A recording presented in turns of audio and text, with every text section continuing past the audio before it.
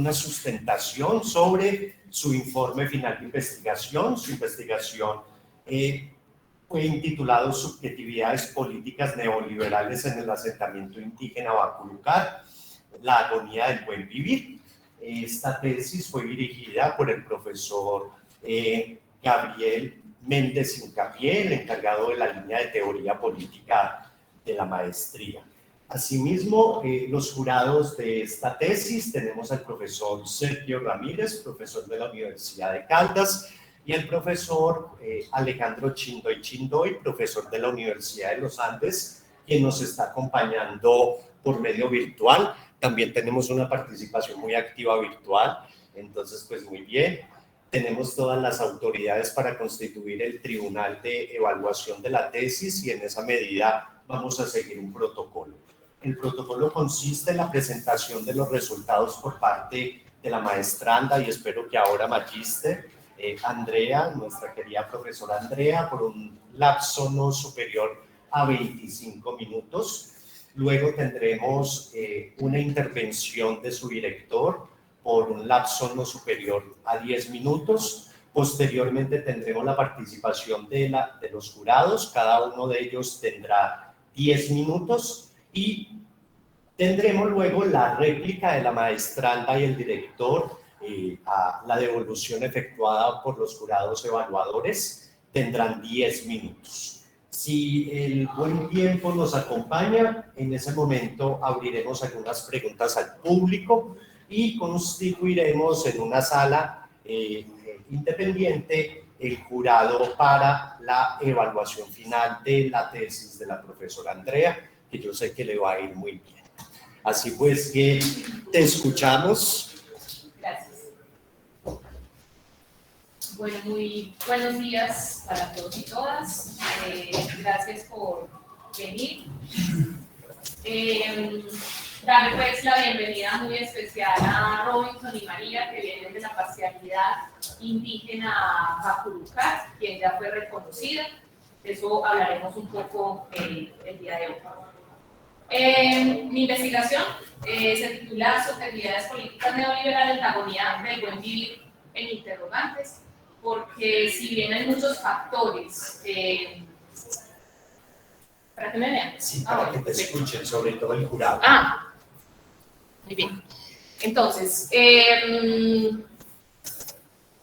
subjetividades políticas neoliberales, la agonía del buen vivir en cuestionamiento, porque si bien se pudo evidenciar en esta investigación que hay muchos factores que pueden poner en riesgo el buen vivir como modelo alternativo al neoliberalismo.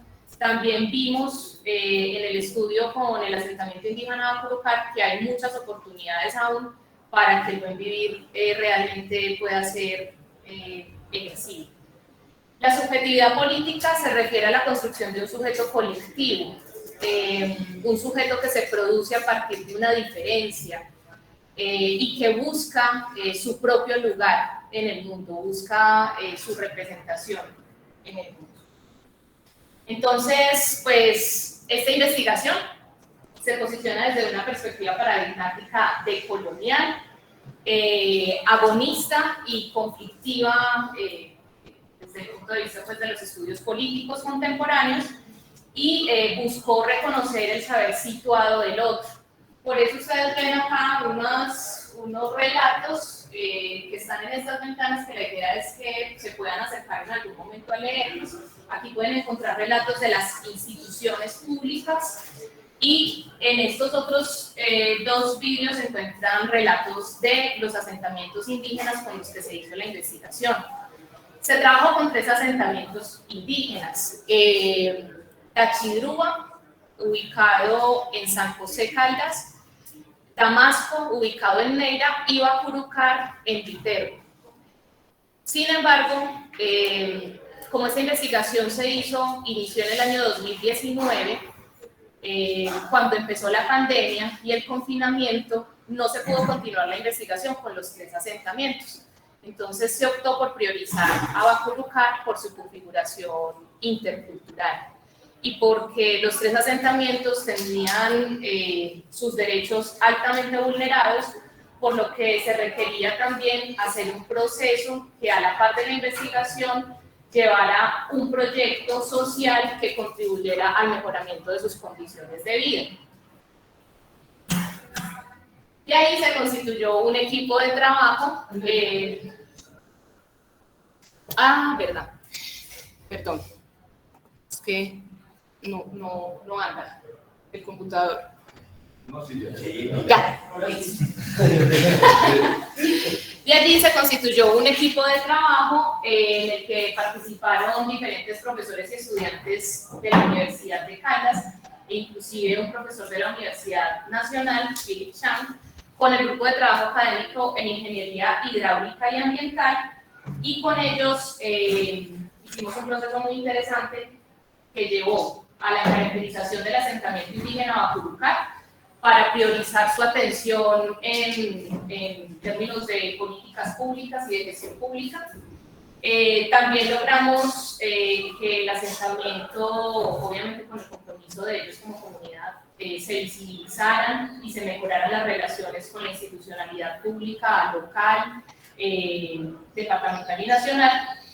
Y recientemente el mayor logro fue que se obtuvo el reconocimiento como parcialidad indígena, porque como asentamiento no hay un reconocimiento como tal del Estado, sino por parte de las autoridades indígenas departamentales, es decir, el Consejo Regional Indígena de Caldas. La metodología. Este estudio partió de comprender la realidad como una construcción social que se produce a través del lenguaje, las relaciones y las interacciones de la vida cotidiana. El instrumental técnico se asumió no desde una perspectiva instrumental, valga la redundancia, sino como un productor de sentidos y significados, y se fundamentó en la etnografía crítica, la etnometodología, la desencriptación y la desencriptación del poder. Asumir la investigación desde esta metodología significó hacer también una investigación militante, una investigación comprometida éticamente con la garantía de derechos a las comunidades étnicas con las que trabajamos. La pregunta que surge en esta investigación es esta: ¿cómo se construyen procesos de subjetividad política en los asentamientos indígenas del pueblo en Verachamí de Caldas a partir de las expulsiones causadas por la inserción del proyecto hegemónico global del neoliberalismo en su buen vivir desde el año 1991 hasta la actualidad? Se escogió este trayecto temporal porque era la entrada en vigencia de una nueva constitución política que además se asumía desde el multiculturalismo, y porque era la entrada en vigor también del neoliberalismo en el país y en América, bueno, en el país.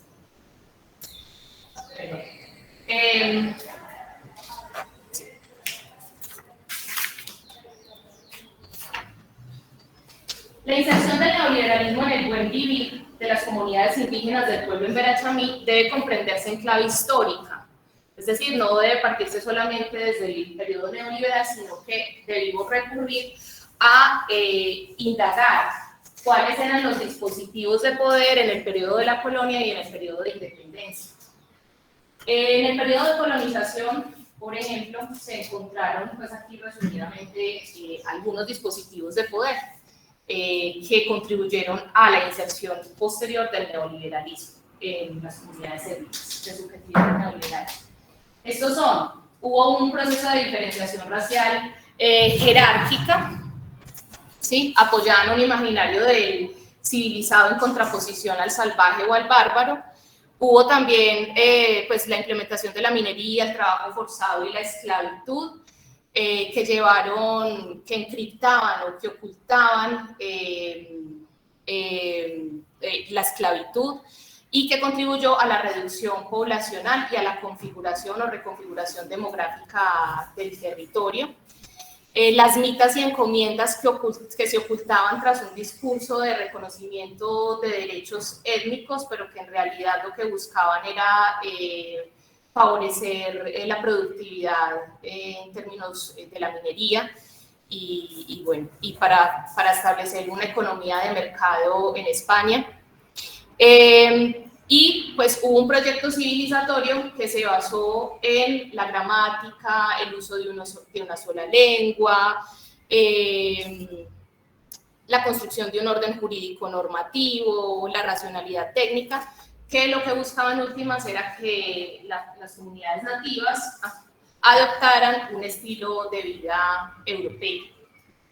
Y por último, el ejercicio del poder acá en las nuevas tierras se caracterizó por una evasión de la ley, porque los españoles que venían acá pues no querían perder su poder y buscaban sustraerlo de la corona española. Y entonces, desde este periodo colonial hay evidencia de instrumentos jurídicos que sufren un proceso de encriptación del poder, una encriptación que se vale de un discurso emancipador pues desde un enfoque de derechos, pero que en realidad sirve para ocultar violencias. Bueno, ya en el periodo de la independencia criolla es importante hacer la claridad que es una independencia no hecha por los nativos, sino una independencia hecha por los españoles venidos acá. Se configura un proceso de colonialidad del poder. Esto, según Restrepo y Rojas, es un fenómeno histórico mucho más complejo que se extiende hasta nuestro presente y se refiere a un patrón de poder que opera a través de la naturalización de jerarquías territoriales, raciales, culturales y epistémicas, posibilitando la reproducción de relaciones de dominación. Dentro de los dispositivos de poder encontrados en este periodo de independencia, de república, encontramos una cultura del blanqueamiento criollo que llevó a la transformación de los sujetos étnicos, que llevó a la transformación mejor dicho, que llevó a que los mismos indígenas se identificaran con esa cultura blanca, con esa cultura del europeo y del criollo. Como consecuencia, obviamente, del exterminio, de la violencia y de la estigmatización que habían sufrido en el periodo de Colón. Se dio también una entrega y privatización de las tierras comunitarias, de los resguardos que habían construido los españoles. Y esa entrega y privatización era justificada por el Estado porque manifestaban que el indígena había perdido su identidad, ¿sí? Y que por ello pues, ya no merecía tener un territorio colectivo. También la colonización antioqueña fue fundamental porque impulsó un proceso de mestizaje y de despojo territorial de las comunidades étnicas. En la Constitución Política de 1886, que consideraba que el indígena era un menor de edad, que no le aportaba al desarrollo del país y que por tanto no podía participar políticamente de las decisiones. Y finalmente, las divisiones político-administrativas constantes y cambiantes que llevaron a la desarticulación y segregación de la población, pues con serias implicaciones en sus procesos organizativos y reivindicativos. Ese despojo que vimos tanto en la colonia como en la independencia, pues buscaban configurar una nueva república, una república blanca y pura, entre comillas, que limpia del lastre indígena. De esa manera, el neoliberalismo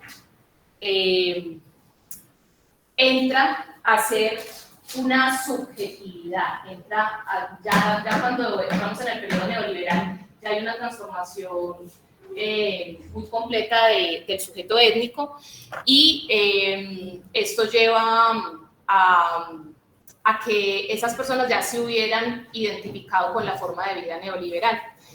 El neoliberalismo pues, se caracteriza por un cambio en las formas de poder espacial y de relacionamiento entre el Estado y la sociedad civil, así como del imaginario global sobre los sujetos étnicamente diferenciados.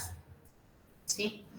El reconocimiento de derechos a grupos étnicos minoritarios se correspondía con un ambiente en el que las instituciones supranacionales se interesaban por la inclusión, el reconocimiento étnico y la multiculturalidad. Este interés tenía una finalidad integracionista, buscaba que las comunidades étnicas que habían sido históricamente expulsadas o apartadas de los procesos de desarrollo del Estado fueran vinculadas a todo el proceso de producción de capital. A pesar de que en Colombia, con la Constitución de 1991, había un compromiso institucional con el reconocimiento multicultural, con el reconocimiento étnico, en el año 2000 se acentuó el exterminio de las comunidades indígenas en el país a raíz del conflicto armado, donde la pérdida de la lengua, el vestido, las tierras, los usos y costumbres se convirtió en una estrategia para salvaguardar la vida y la integridad. El multiculturalismo constitucional aparece justamente cuando las comunidades étnicas pues, han sufrido fuertes procesos de estigmatización y racismo estructural que los lleva a adoptar formas de vida propias del neoliberalismo y de Occidente. Por eso, en esta investigación se asumió el neoliberalismo no solamente como una macroestructura económica, sino como una forma de vida inserta en el sujeto, como una forma en la que el sujeto conduce su vida, como si fuera propia. Se evidenció, en el caso de los asentamientos indígenas estudiados, que fueron 3, vuelvo y repito, la vulneración de derechos. Y esa vulneración de derechos favorecía la producción de unos sujetos neoliberales, anclados a la dinámica del mercado. Se propiciaba el individualismo, la propiedad privada de la empresa y el emprendimiento. Aquí ustedes pueden ver unos relatos en estos vídeos donde uno logra identificar un relacionamiento distinto del indígena, más orientado como hacia esos valores de la propiedad privada, del individualismo. Aquí vemos pues algunas fotografías que reflejan también esas condiciones de vulneración de derechos de las comunidades y que obviamente hace que se piense en alternativas para salir de estas situaciones. Alternativas como el emprendimiento, por ejemplo, que es muy propio del periodo neoliberal. El desarrollo de emprendimientos en algunos de estos asentamientos, lejos de conversar con sus cosmovisiones o planes de vida, se alineaban a los planes de desarrollo municipales, bajo un discurso de salvación que supuestamente reactivaría sus economías y medios de subsistencia. Sin embargo, estudios del Peterson Institute for International Economics demuestran que por mucho que se incentive el emprendimiento, es poco realista creer que con los emprendimientos se va a salir de esa situación de vulneración de derechos. Con el reconocimiento multicultural vienen también las transferencias económicas y esas transferencias económicas se convierten muchas veces en promesas para poder ejercer el gobierno propio, la pervivencia y su autonomía. Sin embargo, se ha identificado también, se logró identificar que esto lo que hace es incorporar lógicas de la administración occidental en la organización indígena, porque para adquirir esas transferencias económicas pues deben formular unos proyectos precisamente de emprendimiento que estén vinculados con los planes de desarrollo del municipio, del departamento y pues con los planes de desarrollo pues también nacionales. Es importante resaltar pues, que esta misma lógica lleva a una transformación de los sujetos, ya que comprender esa lógica administrativa occidental implica cambios en las formas en que tradicionalmente las comunidades habían resuelto sus problemas. También esto hizo evidente que las poblaciones étnicas que tenían un mayor acercamiento a la matriz occidental o un mayor mestizaje favorecía que se diera su reconocimiento, porque era un reconocimiento más en términos de cumplir esos requisitos y esas normativas occidentales, y al tener pues ese mestizaje tenían mayor facilidad para cumplirlos. Esta situación, según Tapasco, ha transformado el imaginario del tipo de liderazgo y personalidad que debe estar al frente de la organización indígena, por lo que se prefiere una persona preparada y estudiada a la manera occidental.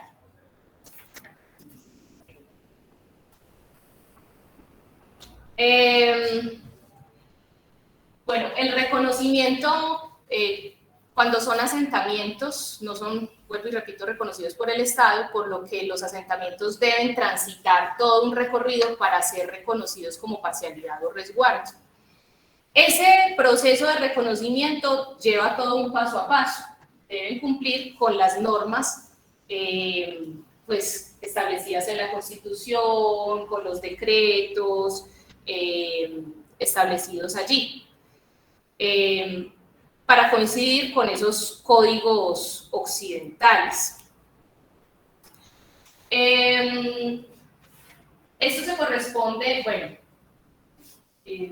deben demostrar además que tienen lengua, que conservan usos y costumbres, que tienen territorio, y esto es muy complejo. Son metas que son poco realistas si uno tiene en cuenta todo lo que se ha transitado durante el periodo de la colonia, la república y pues los procesos también de conflicto armado y desplazamiento forzado que lleva a que estas comunidades pues se transformen también sus lógicas. Entonces, ese reconocimiento termina siendo un reconocimiento instrumental de la igualdad, en el que se busca que el otro coincida con códigos culturales, con signos vacíos, que el mismo Occidente le ha puesto al indígena. Por eso esta imagen, ¿no? Que es en realidad como disfraces, ¿no? Cómo disfrazamos, cómo Occidente disfraza al indígena a partir del reconocimiento multicultural, pero que muchas veces se critica al indígena porque se viste como uno, cuando eso pues es una cosa simplemente... Es un reconocimiento instrumental, no debería obedecer a eso un reconocimiento multicultural. En ese sentido, se identificó... Ay, perdón, yo no estoy pasando aquí nada. Ah, sí, ustedes están viendo allá, sí, perdón. Me confunde esa pantalla. Entonces, de ahí se identificó que el reconocimiento multicultural configura injusticias cognitivas en términos de Boaventura Sousa, pero también injusticias políticas en términos de Nancy Fraser, porque no hay un reconocimiento del otro como otro, sino que lo que busca Occidente es reconocerlo desde sus códigos culturales. Y también no hay lugar para una representación política de los sujetos étnicos porque las condiciones que exige el Ministerio del Interior riñen con la realidad vulnerabilizada de las comunidades. Se limita su participación política y quedan por fuera del marco de representación política. Muy bien. Entonces aquí sí retomamos solamente a Bacurucar, que aquí es donde empieza, pues, digamos, como a centrarnos este estudio. Desde el año 2013, Bacurucar había buscado el reconocimiento del Estado. Sin embargo, era constantemente negado y sobre todo negado por las instituciones locales. La alcaldía constantemente manifestaba que ellos no pertenecían a la comunidad del municipio, que porque habían llegado de otras partes, que no querían indígenas en el territorio, y siempre se asociaba su imagen a una imagen de conflicto, ¿no? Bueno. De ahí que la alcaldía llegara inclusive a sugerir que estas comunidades, que esta población volviera a los territorios de los que habían salido precisamente a causa del conflicto armado, ¿sí? La comunidad indígena de Bacurucar es una comunidad que es integrada por indígenas Nasa y Yanaconas provenientes del Cauca por conflicto armado y que se ubican en Viterbo por el conflicto armado. También hay comunidad en Vera Chamí de Mistrató, que también sufre un desplazamiento, no por conflicto armado, pero sí por condiciones socioeconómicas, que uno diría ahí es el modelo neoliberal el que expulsa a esas comunidades de sus territorios de vida. Entonces, cuando la alcaldía dice, no, es que aquí no puede haber indígenas porque ustedes los reconocimos fue como víctimas del conflicto armado y no como indígenas, nace un conflicto de representación política. Al negarle a esta comunidad la posibilidad de que se organicen como comunidad indígena diversa, intercultural, porque llegan allí por las mismas situaciones estructurales que produce el país, y negarles además y decirles después, no, es que yo creo que lo mejor es que ustedes vuelvan a sus territorios, pues es una revictimización, ¿sí?, de esta comunidad. Negar la participación democrática de una comunidad según sus propios criterios de representación es negar el reconocimiento de los dispositivos de poder con los que han sido históricamente subalternizados. Un proceso de reconocimiento que niega las relaciones de poder y asimetría a las que han sido expuestas las comunidades servirá a los intereses de instrumentalización e integración de las diferencias al sistema global neoliberal.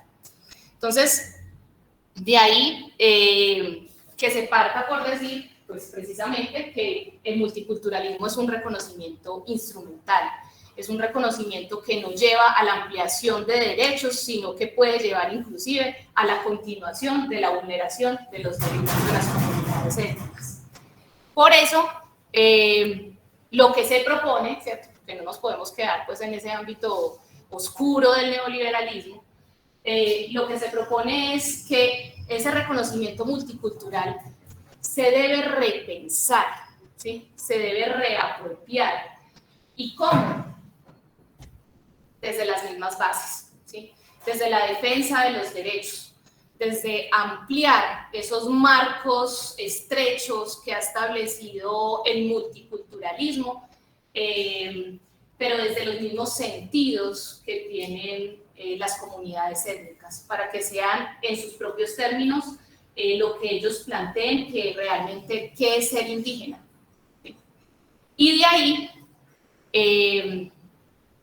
que vemos que Bacurúcar tiene otros sentidos de ser indígena muy diferentes a los expuestos en el Ministerio del Interior, que no corresponden propiamente, aunque ellos tienen lengua, pero que no se corresponde con que tengan lengua o con que tengan un vestido o con que conserven bailes. No, es otra mirada muy distinta de lo que se tiene del indígena hoy.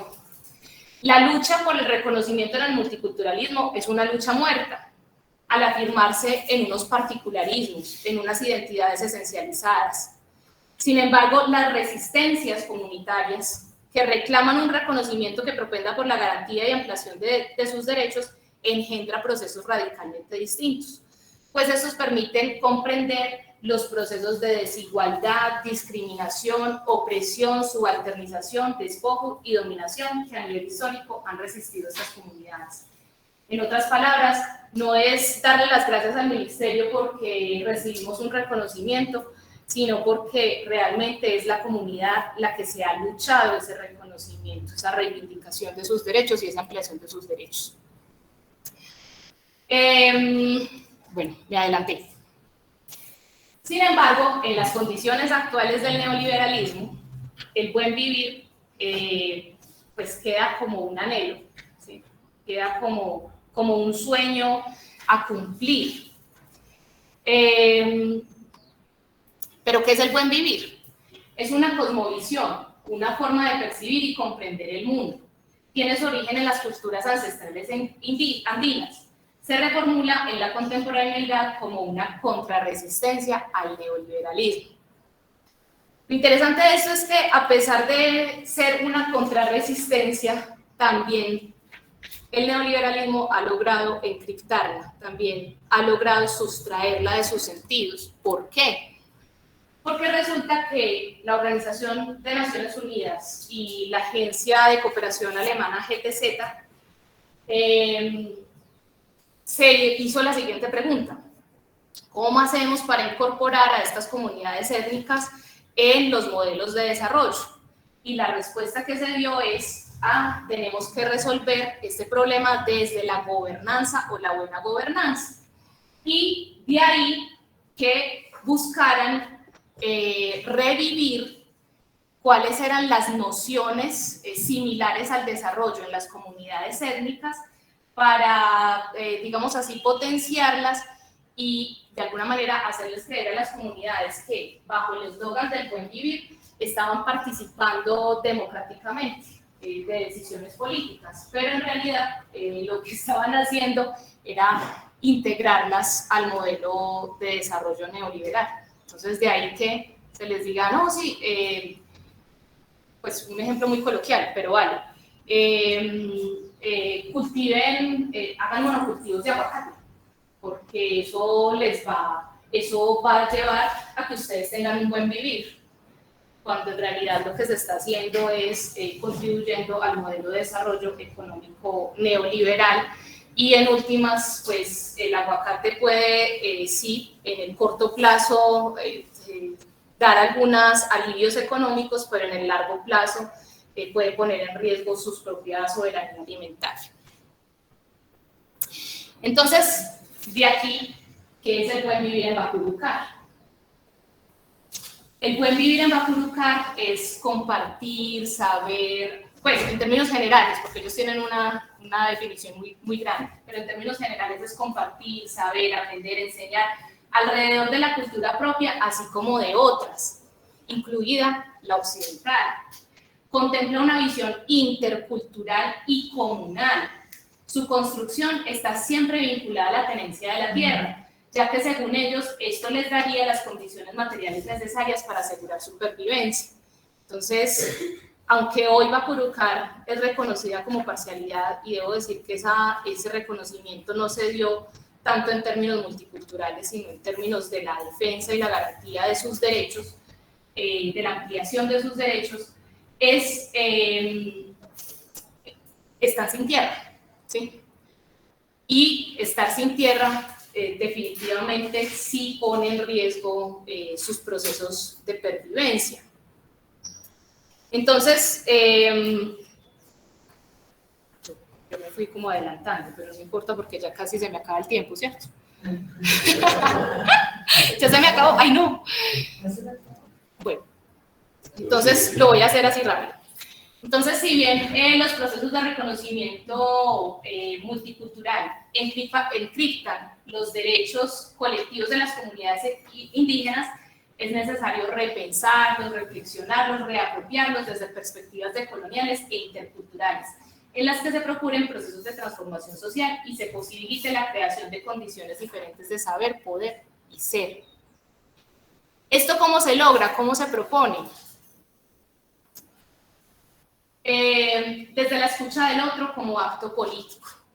O sea, para poder reapropiar ese multiculturalismo, repensarlo, reconfigurarlo, es necesario establecer un proceso de diálogo intercultural. Es necesario reconocer el saber situado del otro. Es necesario una nueva repartición de lo sensible. Es necesario construir subjetivaciones políticas, sujetos que se quieran pensar proyectos alternativos al neoliberalismo y que reclamen estos lugares. Que se luche por la defensa de los derechos humanos, de la organización y del territorio, tal como lo ha establecido Bacurrucar. Una reclamación, resistencia, reexistencia y lucha contra las condiciones históricas que los han subalternizado. Una capacidad de apropiarse y de resignificar el instrumental jurídico. ¿Por qué hablo de eso? Porque en Bacurrucar, con el proyecto que inicialmente les planteé, se hizo ese trabajo con la comunidad. Se reapropiaron de ese instrumental jurídico, de los derechos de petición, de las acciones de tutela, en compañía con el grupo de apoyo de trabajo, pero en especial de la línea de protección de pueblos originarios, de la clínica sociojurídica. Y eso dio como resultado que la comunidad pudiera comprender cuál era el lugar que ocupaba desde la perspectiva de las instituciones, que por eso los invito a leer acá. Y el lugar que ocupaba era un lugar empobrecido, era un lugar donde ellos no tenían merecimiento a la calidad de vida, porque si no tienen nevera y porque si no tienen agua potable, eso corresponde con las condiciones de vida que debe tener una comunidad indígena. Entonces, al ellos lograr identificar en qué lugar nos estaban poniendo las instituciones, manifestaron como así. Entonces, no tenemos derecho a tener derechos. Y empezó todo un proceso también jurídico de apropiación de instrumentos jurídicos que hoy lleva a su reconocimiento como parcialidad y que esperamos pues que realmente esto lleve a la garantía de sus derechos. También pensar en esto requiere una cercanía de diferentes. ¿Por qué? Porque este proceso no es pensable reapropiar, reflexionar, reconfigurar la multiculturalidad. No es pensable si no hay una cercanía de distintos. No es pensable en Baculucar si no hubiera habido un diálogo entre los saberes propios, entre la comunidad indígena, pero también entre los saberes occidentales, entre la comunidad académica universitaria, para llevar a que el otro comprendiera desde qué lugar, a comprender los códigos del lenguaje, ¿sí? A comprender desde donde el otro se posiciona para lograr defender sus derechos. Pero esto necesita un diálogo intercultural que esté atravesado por la confianza y por la cooperación. No un diálogo atravesado por el ejercicio del poder como potestas. Compartir y comprender esos códigos del lenguaje. Bueno, y ya con esto termino. Asegurar la pervivencia de pueblos indígenas, como los de Baculucar, requiere un esfuerzo de todos en la transformación de las condiciones y dispositivos de poder que indefectiblemente llevan a estas comunidades a la adopción de modos de vida occidental para sencillamente sobrevivir. O sea, tampoco se trata de que aquí vamos a hacer una crítica a por qué tienen subjetividades políticas neoliberales. No, pues ¿por qué? Por las mismas condiciones de vida que hoy enfrentan y que nosotros como sociedad también construimos y los dejamos como los incontados según Rancière y como los nadies, retomando pues a nuestro actual gobierno con Francia Márquez. Entonces, de nosotros dependerá esta pervivencia. Y simplemente pues aquí compartirles este relato de uno de los mayores de la comunidad de Baculucar, que me parece que también da muchas claridades. Dice: la Constitución del 91 no fue hecha por indígenas, fue hecha por todo un pueblo, en la cual los indígenas tienen su grupo, tienen su parte, y se dijeron algunos respetos que iban a haber ahí para las comunidades y los pueblos indígenas. Entonces, cuando nosotros estamos defendiendo y hablando sobre la Constitución, no estamos hablando sobre nosotros, estamos hablando de un pueblo que en ese momento se proclamó para todos. Nosotros solo les estamos diciendo: cumplan con lo que ustedes mismos dijeron y que lo hizo todo el pueblo. De ahí que Baculucar no se identifique solamente con esa visión del indígena con un vestido, con una lengua, con un baile, no, sino que es un pueblo que se identifica realmente con la defensa y garantía de sus derechos y con resituarse y tener esa capacidad de decisión política real para la defensa de sus derechos. Muy bien.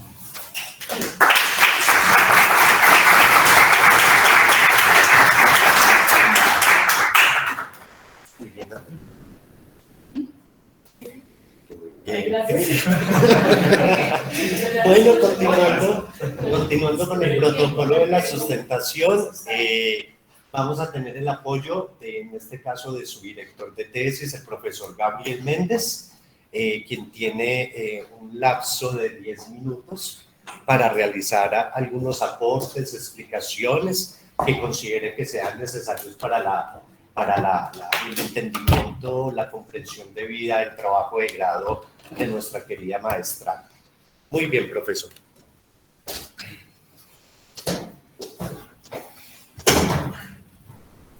Vale, bueno, muchas felicitaciones a Andrea.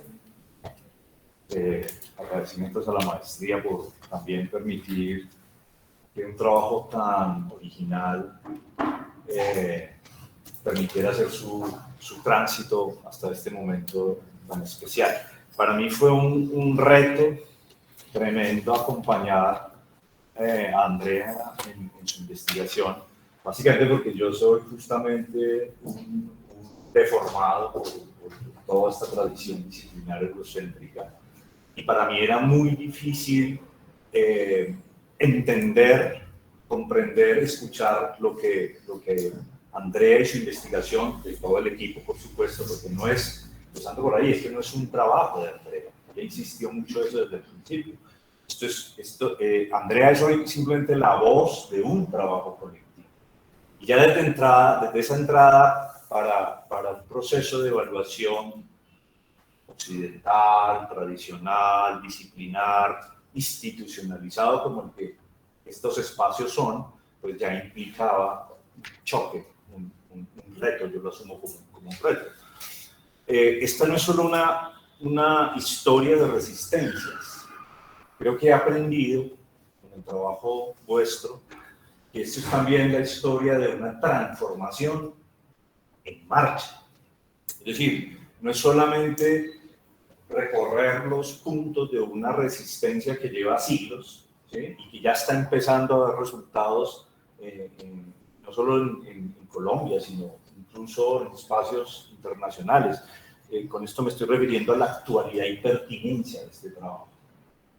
Hace poco veíamos a la cabeza de la Iglesia Católica en Canadá, disculpándose por esos procesos de aculturación, de despojo, de genocidio tan violentos que ha implicado el encuentro, el choque entre el mundo europeo y el resto de él. Un proceso que lleva siglos y que no ha terminado. Esto inmediatamente nos colocaba dentro de los parámetros de lo que, desde un autor muy paradójico, Carl Schmitt, definía como la esencia de lo político. La decisión sobre el amigo y el enemigo, que luego es reformulado en trabajos postestructurales, por ejemplo, los de Chantal Mouffe, ya no quitándole hierro a esa definición de enemigo, bajando el pisaje y hablando del adversario, ¿no? Pero siempre está el otro. Y ahí está la esencia de la política y de lo político. La decisión de quién es el otro. Y necesariamente ese conflicto, que es lo esencial de lo político, ese encuentro con un otro que no es un encuentro de abrazos y besos, sino de opresiones, de sojuzgamiento, de genocidios, de destrucción, aún así no ha terminado. Y no ha terminado porque inmediatamente la actualidad, ya no solo la pertinencia de este trabajo, sino la actualidad del mismo, lo sitúa en el contexto colombiano de una transformación profunda que coincide con las palabras finales de Andrea, ¿no? Estamos entrando a un cambio histórico en este país por los resultados electorales recientes, ¿no? Donde los nadie, los otros, los excluidos, los que nunca han estado en el poder, llegan a él. Por eso insisto en que esto no es solo la historia de una resistencia, sino de una resistencia en transformación. Porque ya la resistencia tiene que asumir un papel completamente distinto, un papel de, bueno, ya estoy en el poder, ¿qué hago con él?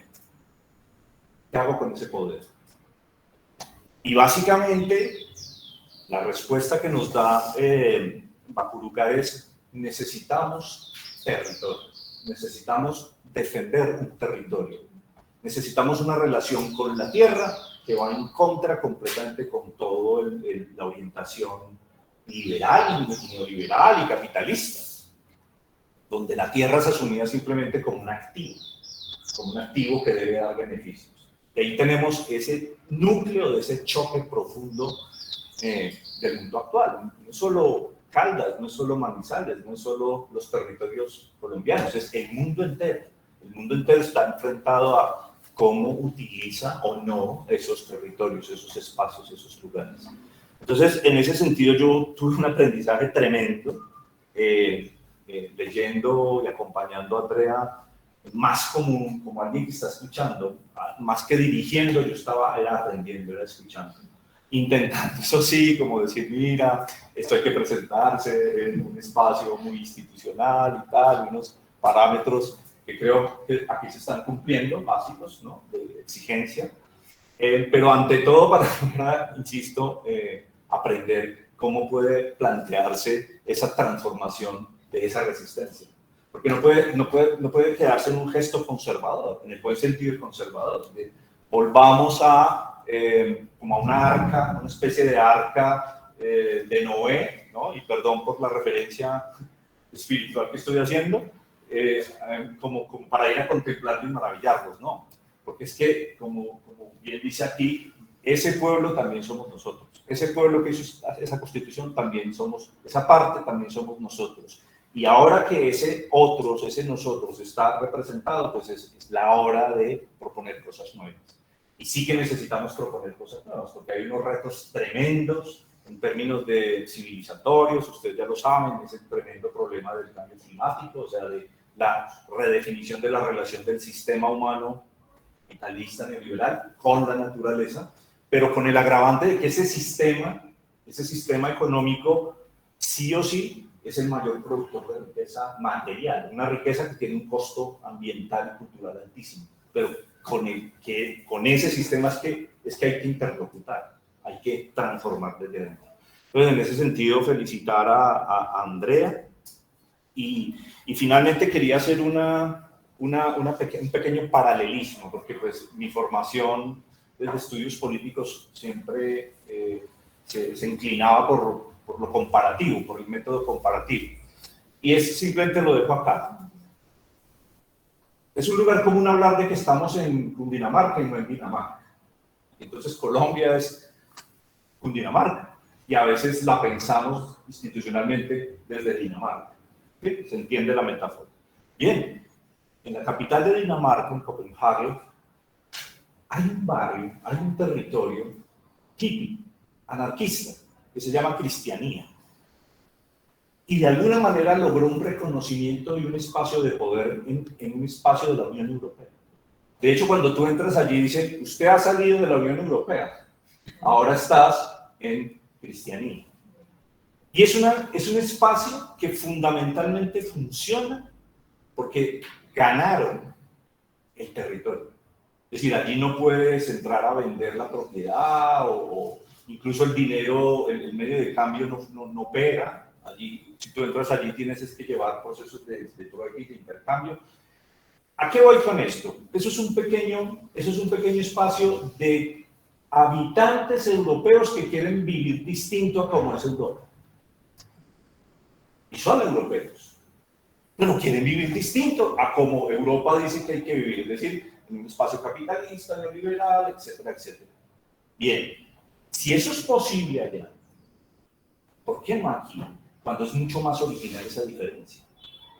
Es que ni siquiera tendríamos que entrar a un debate antropológico de ese otro, si es un otro, si soy yo, no. Es que simplemente un ser humano, una colectividad de seres humanos que tienen derecho a vivir distinto.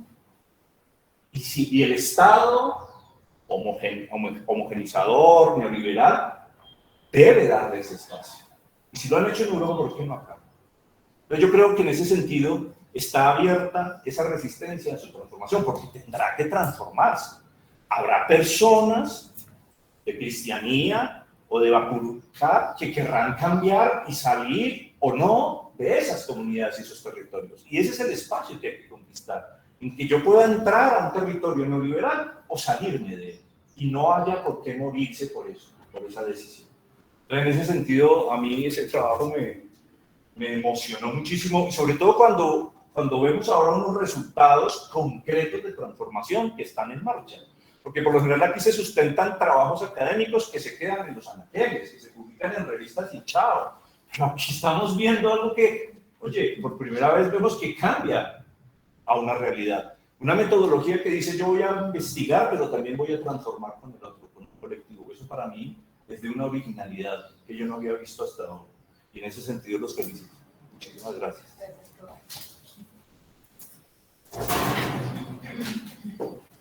Muchas gracias al querido profesor Gabriel.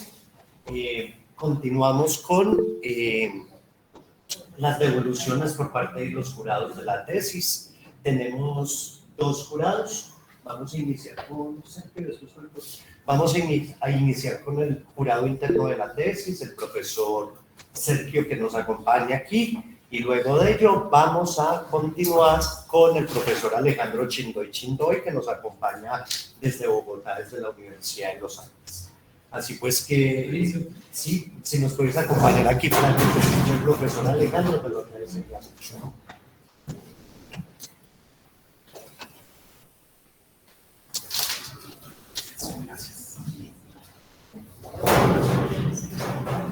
Bueno, muy buenos días a todos. Primero, pues, agradecer a la Maestría de Estudios Políticos por permitirme leer esta tesis, ¿cierto? Felicitar a Andrea por la tesis. Sé que de pronto cuando uno expone, yo lo he vivido, ¿cierto? Una tesis, un trabajo frente al público, puede que uno no manifieste plenamente lo que yo, por ejemplo, como lector, vi en el texto, ¿cierto? Y eso, pues, creo que puede ser normal, porque no necesariamente el que es bueno escribiendo es bueno hablando, ¿cierto? Por ejemplo, yo soy malo escribiendo, pero creo que soy bueno hablando, ¿cierto? Entonces, primero como hacer esa salvedad, para mí, en principio, la tesis está muy bien escrita, es una tesis clara. Estos son temas que normalmente cuando uno va a leer un artículo suelen ser oscuros, raros, ¿cierto? Extravagantes para algunos, pero dentro de la tesis es una tesis clara, formalmente bien desarrollada, que de entrada se plantea, cuando yo leí el principio de la tesis, que ella dice interpretación, transformación, investigación militante. Cuando yo leí investigación militante, yo dije, miércoles, o sea, va a llegar a un punto, o sea, ¿cómo va a poder sustentar una investigación militante que explique unas transformaciones? Y lo que logra justamente la tesis es eso, y era algo pues, que decía aquí pues, el director, eso es profundamente original. Más para alguien como yo, que yo soy formado en filosofía, soy filósofo e historiador, pues, que vivo como en un mundo más abstracto y menos como en ese contacto de las transformaciones y cambios sociales. Para mí, en mi vida personal, ¿por qué fue como importante esta tesis? Porque antes de yo ser docente de la universidad, trabajé en la gobernación de Risaralda como asesor en temas de comunidades indígenas y trabajé con un gobierno conservador, ¿cierto? Yo entré ahí pues por el tema de la hoja de vida, etcétera, porque convencí al reclutador, digámoslo de esta manera, que los filósofos sí pueden servir para, ¿cierto? Entonces, cuando arranqué, lo que me encontré fue todas las trabas que la institución tiene para garantizar los derechos de las comunidades. Trabas que van desde el ordenamiento institucional del Estado, que ella lo muestra. Por ejemplo, en una parte de la tesis se muestra cómo, si bien la comunidad tiene una relación directa con la localidad, le exigen de entrada que tiene que tener una relación con el Ministerio del Interior, que está en Bogotá. Entonces piensen en una cuestión mínimamente práctica al estilo marxista, ¿cierto? Yo vivo acá, no tengo cómo ni siquiera desplazarme al centro del municipio, y ahora para garantizar mis derechos tengo que ir hasta Bogotá. Y dentro de la normativa, el municipio y el departamento no tienen por qué garantizarle a la comunidad su acceso al territorio, su acceso a los derechos fundamentales o necesidades básicas, ni siquiera a sus derechos culturales. Entonces, claro, ¿qué hace el alcalde y el gobernador, el secretario del gobierno, que es normalmente la secretaría encargada de este tipo de asuntos? Lavarse las manos, es decir, como yo no tengo la obligación jurídica de garantizarles a ustedes un territorio, ustedes no me lo pueden reclamar, ¿cierto? ¿Qué suelen hacer entonces los gobernadores y alcaldes? Que es lo que muestra la tesis como subjetividad política, y es negociar políticamente con las comunidades. Porque claro, para reclamar sus derechos y su territorio no son ciudadanos, pero para ir a votar, sí. Entonces uno que miraba, que lo que hacían eran procesos de negociación, que normalmente se mueven por debajo de la mesa. Y es algo que uno observa en la tesis. Muchas de las declaraciones que ustedes van a leer acá van a ver cómo las respuestas de la institucionalidad están enmarcadas en beneficiarse de la propia comunidad, ¿cierto? Entonces, por ejemplo, dentro del aparato jurídico se dice que para que una reserva campesina, una parcialidad o un cabildo puedan construir, digamos, su organización social y sus modos de vida, deben de presentar un plan de vida, ¿cierto? El plan de vida tiene que estar enmarcado en el plan de desarrollo, y es una de las respuestas que uno encuentra acá, que una de las secretarias les dice, ustedes quieren un plan de vida, sí, pero tiene que estar dentro del plan del desarrollo municipal, porque es la gestión del gasto, ¿cierto? Y eso también responde a una medida nacional. Si yo voy a construir un proyecto de plan de vida nacional de las comunidades indígenas en Colombia, tiene que estar anclado al plan de desarrollo nacional. porque es el que dirige el gasto. Entonces, una de las cosas que decía Gabriel y con las que yo estoy de acuerdo, esta es una tesis que reflexiona el presente histórico de Colombia frente a su relación con las comunidades indígenas. ¿En qué sentido? En el sentido de que no hemos reflexionado, creo, a profundidad los efectos de la Constitución de 1991. Y se ha convertido como en un horizonte de sentido no pensable. Es una Constitución muy linda, muy buena, no deberíamos de cambiarla, no deberíamos de criticarla, no deberíamos de modificarla. Y lo que uno observa son todos los límites que tiene esa Constitución. Por ejemplo, la Constitución en un principio descentraliza las formas de gobierno. Se expresan las comunidades indígenas a partir de que los resguardos, los cabildos y las parcialidades son independientes. Pero centraliza la relación económica. O sea, usted le dice, gobierne, tenga su territorio, pero mire cómo resuelve, ¿cierto? Porque la centralidad de la distribución del dinero está en el plan de desarrollo o en la institución digamos, en las instituciones en Bogotá, ¿sí? Eso limita la capacidad que puede tener la comunidad de hacer una transformación objetiva de su territorio y de mejorar sus condiciones de vida al amparo de lo que ellos consideren, ¿sí? Eso se observa también en la tesis. Se observa, por ejemplo, que el concepto de dispositivo, por ejemplo, y de modelo colonial de dominación o de poder está completamente manifestado en las relaciones que la comunidad tiene consigo misma y con el Estado. ¿Cómo no voy a cambiar yo mi subjetividad si la única forma de resolver mis problemáticas es adaptarme a las condiciones que me ofrecen? ¿Sí? La modificación de las subjetividades de las comunidades en una subjetividad neoliberal, que es lo que propone la tesis, tiene que ver profundamente con que en la medida en que yo intento resolver los problemas tan básicos como mis necesidades básicas insatisfechas, está anclado a yo adaptarme a lo que el Estado me condiciona. Pero el Estado a su vez me exige una cosa, y ahí es donde funciona el dispositivo para mí más importante que revela esta tesis. Es el mundo occidental quien define quién es étnico y quién no. ¿Sí? El dispositivo, como diría Foucault en muchos de sus textos, nos dice qué es lo normal de lo anormal. ¿Sí? ¿Quién es el sujeto y quién no? En el dispositivo particular, por ejemplo, de la constitución política, del modelo del multiculturalismo anclado a esa constitución política, y de las diferentes normativas, leyes y aparatos de Estado que funcionan para garantizar la efectuación de esa Constitución, lo que la tesis revela, a mi modo de ver, es que la identidad étnica es definida por el hombre blanco occidental. O sea, el hombre blanco occidental le dice usted si es indígena o no. No es definida por ellos. Y eso plantea todas las problemáticas que ella va a observar después, porque ella va a ver cómo en las relaciones geopolíticas, en las relaciones biopolíticas y micropolíticas se va manifestando eso. Entonces las Naciones Unidas tienen un discurso de lo que debe ser indígena, que se ve luego manifestado en todo el aparato del Estado de manera biopolítica, en la Constitución, en los aparatos. Pero que luego usted cuando va al espacio micropolítico, que es el resguardo de la comunidad, su relación con su territorio, se ve completamente materializado. O sea, hay una política pública de exterminio de las comunidades, manifiesta y clara, ¿sí? Y que nosotros no las comemos con papitas todos los días, ¿sí? La único, aquí como son 10 minutos, ¿sí? Lo único era ya no sé. En esa medida el modelo neoliberal, como lo plantea ella, no es solo un modelo económico-político, sino que configura un tipo de subjetividades, de formas de vivir. Y ella va mostrando cómo estas subjetividades nos dicen lo siguiente: usted es indígena, sí, pero vístase de taparrabos y sea empresario de sí mismo. ¿Sí? O sea, es como, sí, mantenga la lengua, ¿cierto? Mantenga el territorio, mantenga la cultura, pero a su vez sea consumidor, ¿cierto? Emprendedor y ciudadano, ¿sí? Lo cual genera también unos conflictos internos dentro de la comunidad, porque, por ejemplo, cómo terminan ellos interpretando ese territorio a partir de esas tensiones, cómo se interpretan a ellos mismos en ese tipo de situación. Y eso lleva, digamos, como a la conclusión trágica y transformadora, ¿cierto?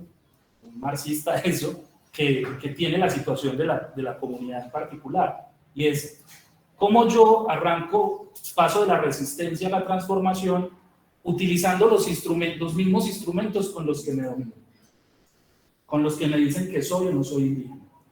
Y ese es el logro de la tesis, el salir de cierta inocencia, ¿cierto? de cierta inocencia de que la revolución es un ejercicio de la autoconciencia, donde todos nos damos cuenta que somos dominados y nos levantamos y resistimos. No, nos vamos dando cuenta que nuestra propia subjetividad está atravesada y configurada por eso y que es necesario a veces utilizar esas mismas herramientas para poder mejorar mis condiciones. Y es, creo, lo que concluye la tesis con bastante fuerza. Y que en términos de la teoría colonial aporta demasiado. ¿Por qué? Porque muchas veces dentro de los debates de la teoría colonial se está hablando de la pureza de la comunidad indígena, del otro, de un esencialismo, de que la comunidad es un buen salvaje, de que la comunidad, ¿cierto?, está todavía en ese mundo, en esa arca, en ese mundo arcaico y que hay que ir a observarla, ¿cierto?, no relacionarse con ella, como si la comunidad tampoco, como si la cultura fuera unidimensional, ¿cierto?, homogénea y estática, que es una interpretación de la cultura del siglo XIX, ¿no?, de las ciencias del espíritu, la filosofía alemana, por ejemplo, en Herder. Es eso. Y esto implica empezar a ver que las culturas y la relación crítica intercultural, como tú lo citas con Walsh, implica una transformación no solo de las comunidades, sino de nosotros mismos. Es un ejercicio donde tenemos que poner en diálogo nuestros propios criterios y los criterios, y la comunidad también debe poner en suspensión y en diálogo sus propios criterios. Frente a eso solo tendría una pregunta, ¿sí?, que es una cuestión no crítica, pues no vamos a ponerle ese tema, ¿cierto? Es esto. En una parte de la tesis tú dices que el neoliberalismo y el Estado homogeniza a la comunidad. Pero en otra, también utilizando, por ejemplo, a Byung-Chul Han, dices que genera diferencias superficiales, ¿cierto? No profundas. No entendí en qué medida el mecanismo, porque no se olviden, la homogenización es la reducción del otro a mi identidad, pero la diferenciación es pues, un principio de filosofía, es una transformación de la diversidad, la aparición de la diversidad. No entendí el enlace de cómo funcionaban esas dos cosas en la tesis. Que los mencionaste bastantes veces, pero creo que no, a mi modo de ver no quedó muy bien justificado. Y pues felicitarte por el trabajo, y si es un trabajo colectivo, felicitar a la comunidad por un ejercicio al menos esperanzador para nosotros. Gracias.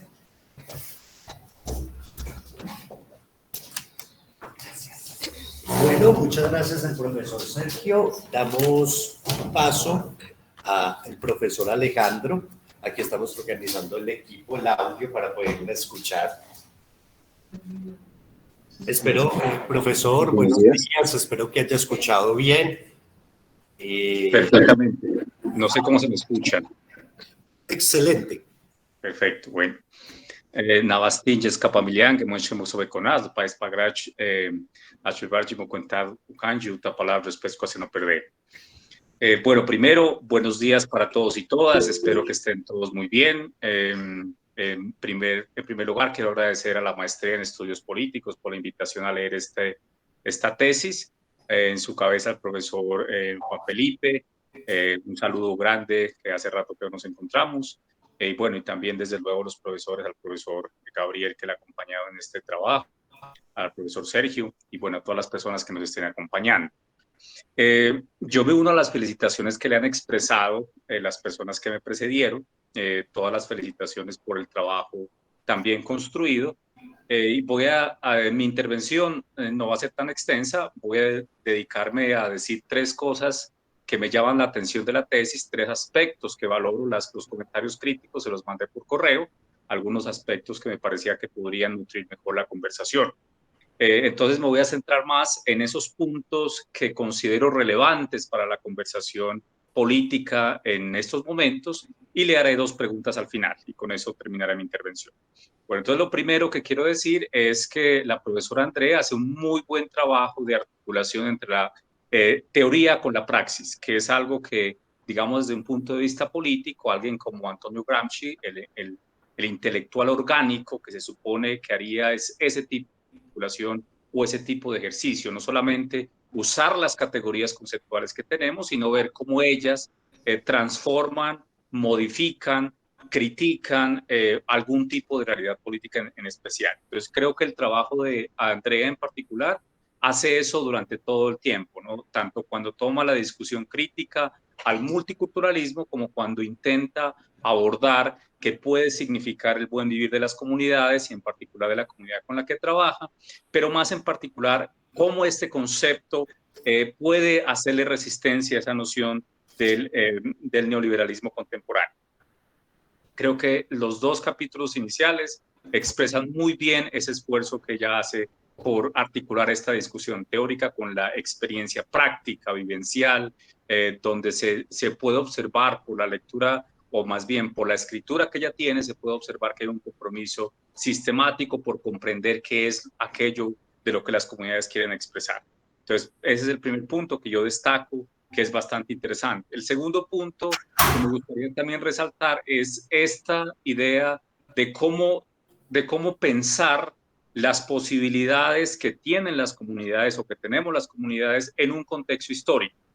Destaco eso porque desde luego que en Colombia somos 67 comunidades indígenas reconocidas, más de 100 sin reconocer, y en ese esfuerzo por articular y por no hablar de las comunidades indígenas en Colombia, sino de las comunidades en particular, creo que ese es un trabajo muy significativo, porque lo que ocurre a menudo cuando se habla de comunidades indígenas es que se trata de ponerlas todos en un mismo costal, por decirlo de alguna manera. Entonces se habla de la experiencia de lo indígena, del Putumayo, como si fuera la misma de la Amazonía, como si fuera la misma de la Orinoquía, o como si fuera la misma de la Sierra, o como si fuera la misma del eje cafetero. Yo creo que el trabajo tiene un valor agregado en la medida en que explica cómo se ha construido la subjetividad política indígena dentro del territorio caldense y en particular de las comunidades afectadas por la colonización antioqueña.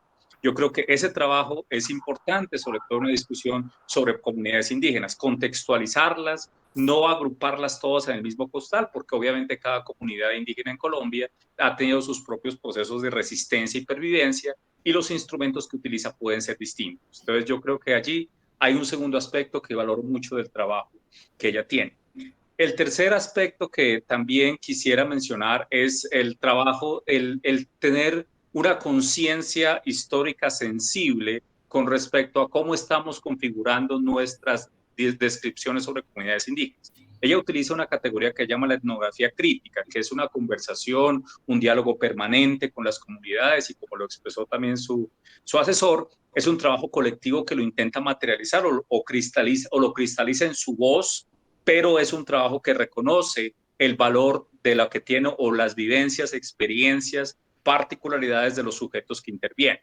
Creo que esos tres aspectos son los que más llaman la atención y pueden agregar una conversación bastante significativa en la discusión sobre decolonialidad, política, comunidades indígenas. En toda esa discusión no es una discusión exclusivamente teórica, ni tampoco es una discusión que se ciña solamente a relatar las experiencias. Es una evaluación crítica de las dos partes y yo creo que con eso cerraría este primer segmento. Las preguntas que tengo son dos. Obviamente, yo quisiera que esas preguntas sirvan más para la conversación. Para mí, la tesis cumple con todos los requisitos formales, está bien pensada, está bien escrita. Pero hay dos temas que sí me gustaría saber qué piensa ella. Si alguien le preguntaría, no tanto porque estoy en desacuerdo con lo que está diciendo, sino porque me parece que conceptual o teóricamente podrían ser cuestionables. La primera.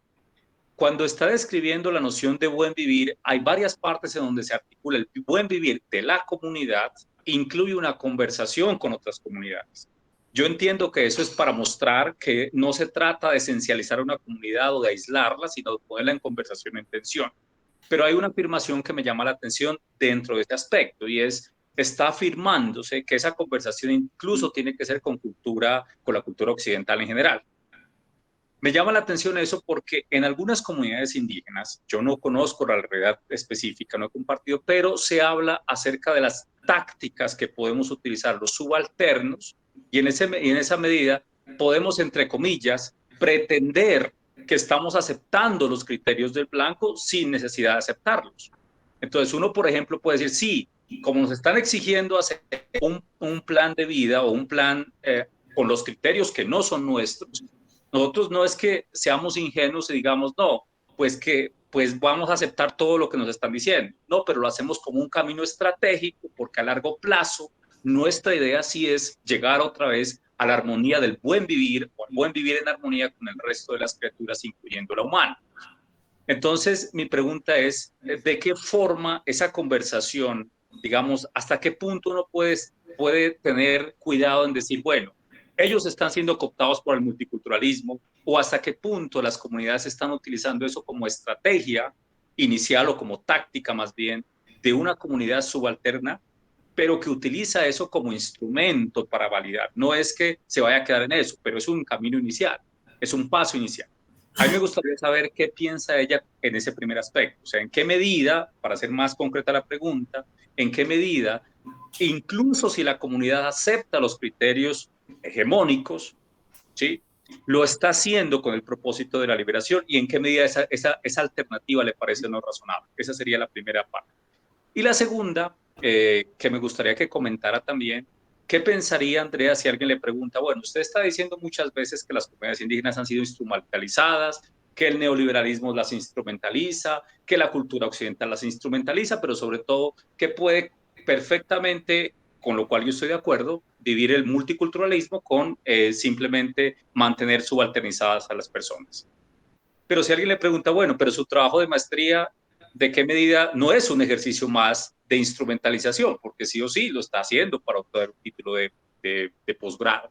Sí o sí es un espacio que se está ganando también. Y claro, yo entiendo que todo el trabajo comunitario se ha hecho, eso está todo perfectamente bien, pero ese trabajo comunitario se pudo haber hecho sin hacer, digamos, sin tener este otro instrumento para el cual se está optando. A mí me gustaría saber qué piensa ella si alguien le preguntara eso. Obviamente, aquí estoy tratando de ser de abogado del diablo para ver qué respuesta podríamos obtener a esa conversación. De resto, perfecto, me parece que es una discusión maravillosa y bueno, estaré aquí escuchando. Muchas gracias, muy amables a todos y a todas por estos minutos que me escucharon.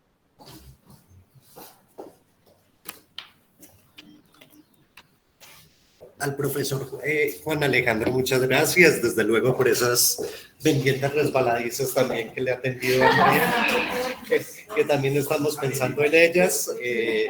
Es maravilloso pues poder contar con los miembros de nuestra comunidad si estén lejos, ¿no? En este caso en Bogotá, pero siempre con el trabajo mancomunado, y esperamos luego volver a tener a nuestro profe Alejandro aquí en la Universidad de Caldas, que desde luego es su casa, y la maestría de estudios políticos. Un abrazo y muchas gracias, Juan. Entonces, bueno, tienen 10 minutos, tanto la maestranda como su director. Mirarán cómo quieren hacer la intervención. Si primero va la maestranda, luego va Gabriel, y posteriormente creo que ya se nos está yendo el tiempo. Vamos a constituir como tal el tribunal, y entre tanto pues algunas preguntas y un compartir que puedan tener con Andrea en este ejercicio. Así que bienvenidos de vuelta. Bueno, yo había dejado dos aquí puntos o anotaciones en clave de respuesta, réplica a las observaciones de los profesores, de los jurados. Simplemente empiezo por el profesor Shindoy. Claro, en el elogio al anarquismo, James Scott habla de las armas de los débiles. Y está mostrando que incluso la misma denominación de débil hay que relativizarla y no esencializarla, ¿cierto? Es decir, en toda forma de dominación o opresión también hay resistencia y también hay goles, jugadas, estrategias o tácticas para defenderse de ellas. Entonces, mi simplemente anotación sería, yo también creo que vi eso en la tesis, en referencia al trabajo del anarquismo, de la teoría anarquista, del débil que no es tan débil realmente, que está también respondiendo táctica y estratégicamente a una situación en la que necesita vivir, esperando quizá pervivir después. Entonces, lo segundo sería que esa reflexión sobre el buen vivir, y en la tesis está puesto en cuestión, ¿no?, la muerte posible del buen vivir, quisiera llamar la atención a que se puede hacer una traducción en la cual el buen vivir está generando tanta discusión de cara al famoso eslogan de la campaña de Francia, ¿no? de la vicepresidenta de Colombia. Vivir sabroso, eso es también el buen vivir. Pero también ante el desdén o la burla que se puede hacer de esto, que hemos visto en muchos columnistas, no llamaban los griegos a eso eudaimonía. Los griegos no hablaban de la eudaimonía, de la felicidad. No es ese el buen vivir. Es decir, si viene del mundo griego, pilar de Occidente, wow, qué maravilla, la eudaimonía, y desde allí se construye toda la teoniteia aristotélica, platónica. Pero nosotros hablamos, o ellos hablan, o nosotros hablamos del buen vivir, y ese chiste es el desdén. Cuando trabajos como estos estarían mostrando que detrás de esa expresión, de ese lenguaje, hay toda una propuesta filosófica nueva, y se está llevando a la práctica. Esos eran mis dos comentarios. Ya.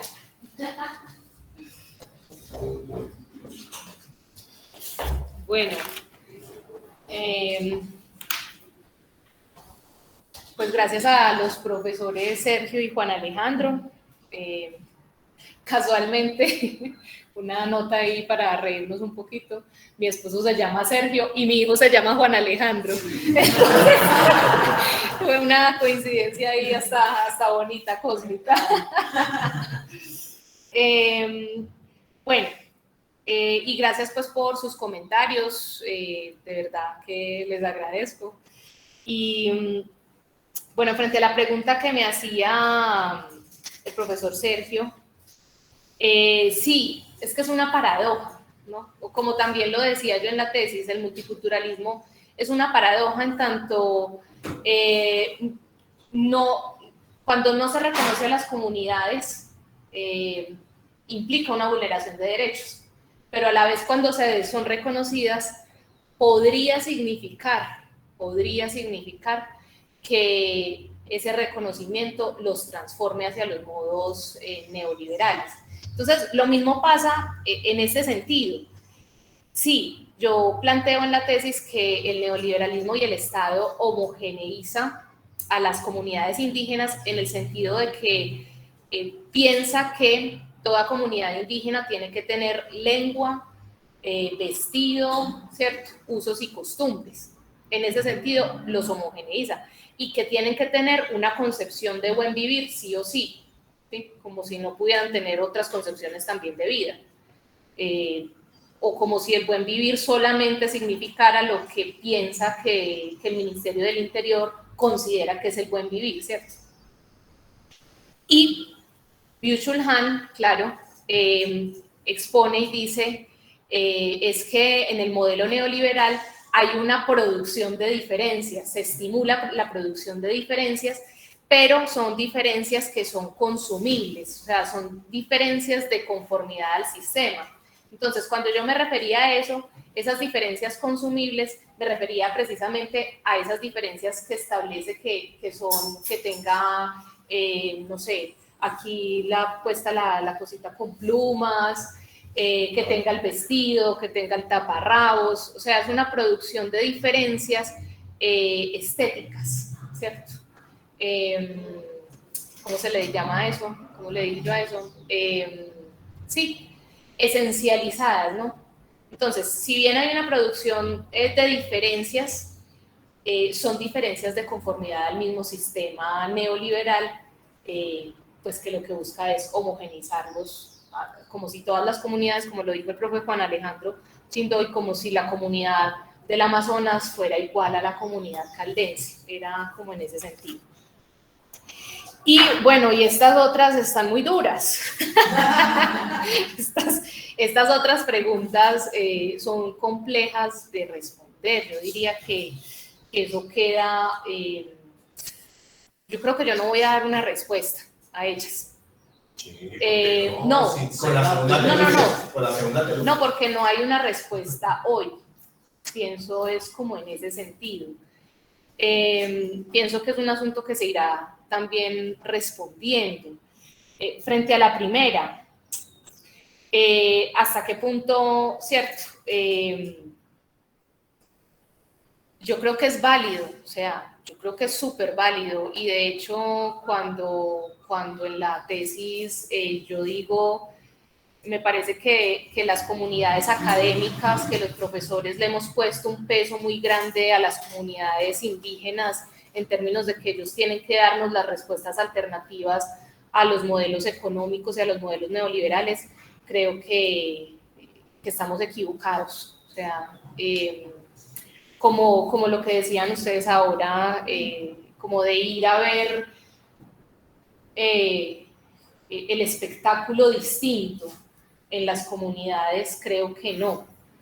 Y creo que es muy válido lo que han hecho las comunidades. Yo creo que ese concepto de aculturación es un concepto que se debería replantear, porque definitivamente las condiciones de vida que a nivel histórico han vivido estas comunidades, pues los han llevado precisamente a procesos de identificación con los modelos neoliberales, y más que llevado a procesos de identificación, es que no hay otra alternativa, es que para poder vivir tuvieron que eliminar la lengua, tuvieron que eliminar el vestido, tuvieron que coger otros apellidos, tuvieron que volverse o identificarse como campesinos, que es algo pues que también trabajo en la tesis. Es que 25 minutos para toda esa tesis, de verdad es un tiempo extremadamente corto. Entonces, yo personalmente lo considero válido, yo lo considero válido, que se valgan del multiculturalismo para defender sus derechos. Lo que no veo válido es cuando eso se presta para procesos de corrupción y de clientelismo, porque también se ha visto, ¿no? También, y lo vimos y se ve en la tesis. Ay, no, vote por mí. El alcalde que llegaba a hacer campaña al asentamiento y les decía, voten por mí, porque conmigo se van a yo les voy a promover el reconocimiento, ¿sí? Y cuando yo los reconozca, entonces el Ministerio del Interior los va a reconocer. O sea, son estrategias también muy perversas que usan en campaña política, y que a veces las comunidades dicen, sí, y lastimosamente, sí, listo, que se presten para eso. Uno dice, bueno, pero entonces no hay un conocimiento a profundidad tampoco de la normativa, porque es que los reconozca un alcalde no quiere decir que los va a reconocer el Ministerio del Interior. Entonces ahí hay una ingenuidad que se presta para perpetuar el modelo neoliberal. Distinto a decir, si yo me valgo de este reconocimiento multicultural y ejerzo todas las acciones jurídicas, que era lo que pues de alguna forma lo que se hizo con Bacurucar, me apropio de todo ese instrumental jurídico para obtener mi reconocimiento, pero una vez obtenido ese reconocimiento, voy a buscar cómo luchar por generar unas condiciones de vida pues que no se alineen a la lógica occidental neoliberal, que tampoco es fácil, ¿cierto? Que yo diría, eso está en construcción, y que tampoco es fácil, porque ahorita cuando el profe hablaba de esa experiencia en Dinamarca, yo que pues tengo muchas ganas de verla. No es fácil porque en un mundo globalizado, de capitalismo salvaje, neoliberalizado, cuáles son las estrategias que se utilizan para otro tipo de economía, para otro tipo de política, sin quedar aislados del mundo, ¿cierto? O sea, yo diría que, por eso digo, no creo que las vaya a contestar, pero creo que es válido en algunos términos, pero creo que es pues que hay que ver cuáles son los términos en los que esa estrategia de la multiculturalidad es válida. Y si este ejercicio, y esta sí es pues la pesada, si este ejercicio mismo de la investigación pues, ¿cierto?, instrumentalizó a la población, pues yo no sé.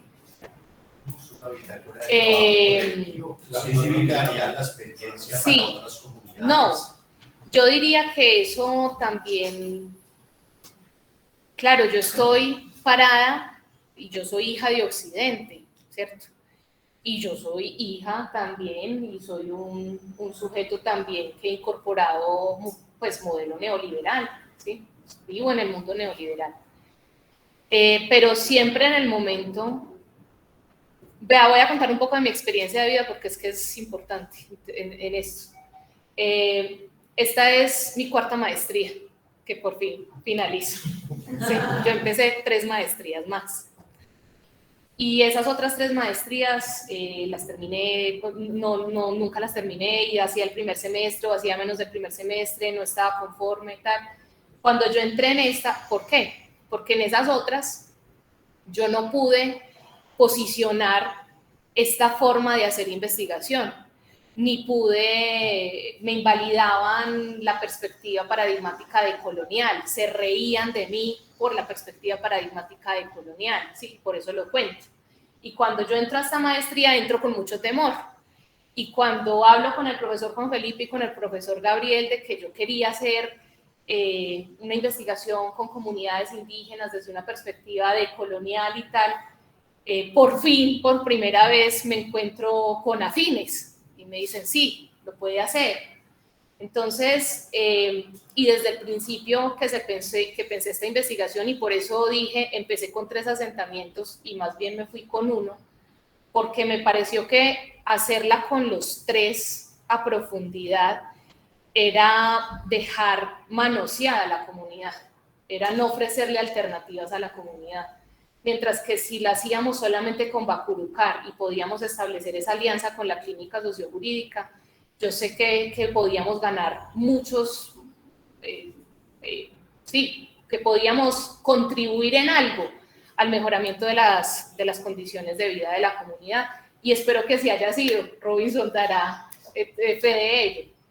Entonces, puede ser que sí, ¿cierto? Porque yo con esto voy a obtener un grado, puede ser que sí, pero yo creo que busqué minimizar ese daño precisamente poniendo la voz de ellos en la investigación y que no fuera un asunto de interpretación mía solamente, y pues ayudando también como en otros elementos que pues las injusticias. Yo creo que también mi tesis está atravesada como por todas las injusticias que viven estas comunidades y sensibilizarnos frente a esas injusticias para buscar escenarios de transformación. Por eso recurría un poco a la historia de vida.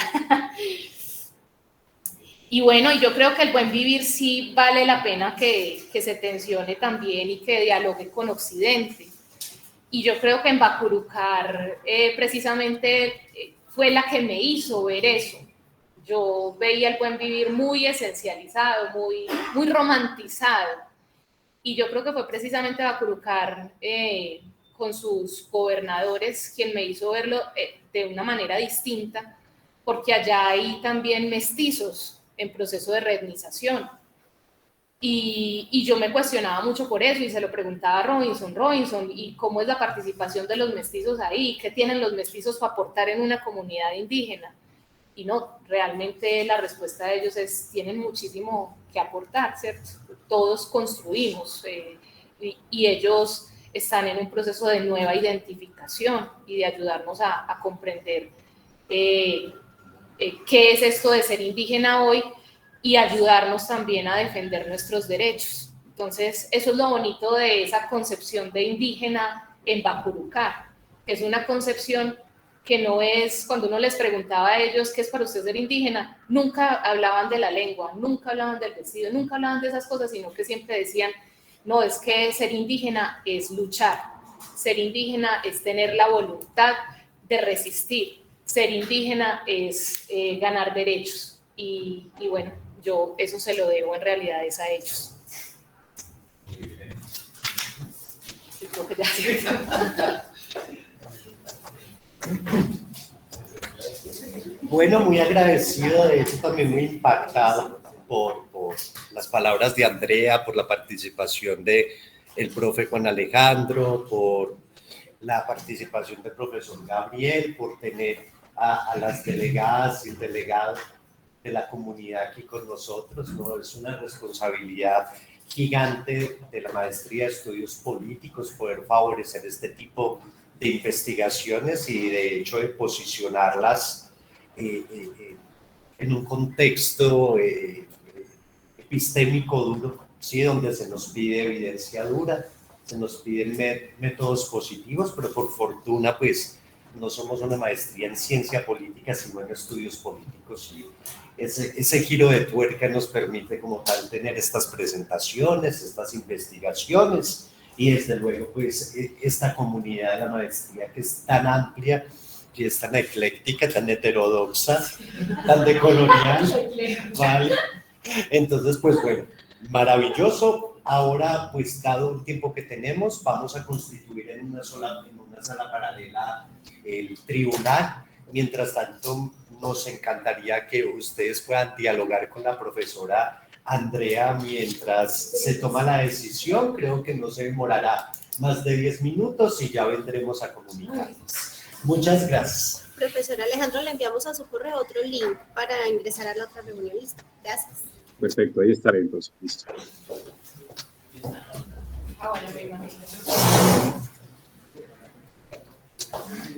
Y bueno, desde luego, pues les escuchamos, que está la propia Andrea aquí para responder sus preguntas, por favor. Yo no sigo a Pedro como se había levantado. Ay, sí. Pedro está aquí. Sí, ahí. Ah, míralo. Bueno, hola a la audiencia virtual. Pedro. Buenos días, profesora, ¿cómo está? Pedro, no se oye nada. Ay, no. Espérame un segundito.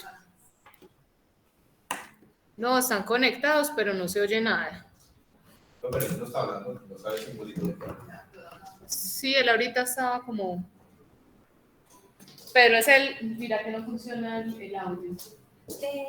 Ellos. Sí. Hay que cambiar este. Ah, sorry. Listo, ahora sí. Ahora sí. Bueno, hola. Profesora, muy buenos días. Hola, Pedro, ¿cómo está? Muy bien, profesora. Qué bueno.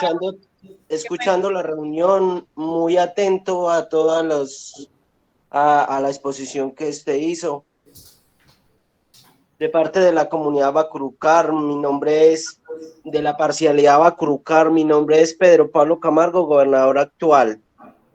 De antemano agradecerle a la profesora y al grupo de la clínica sociojurídica por este acompañamiento que nos hicieron a nosotros en lo jurídico, porque fue un paso primordial que lo necesitábamos, aparte de que éramos una comunidad muy vulnerable.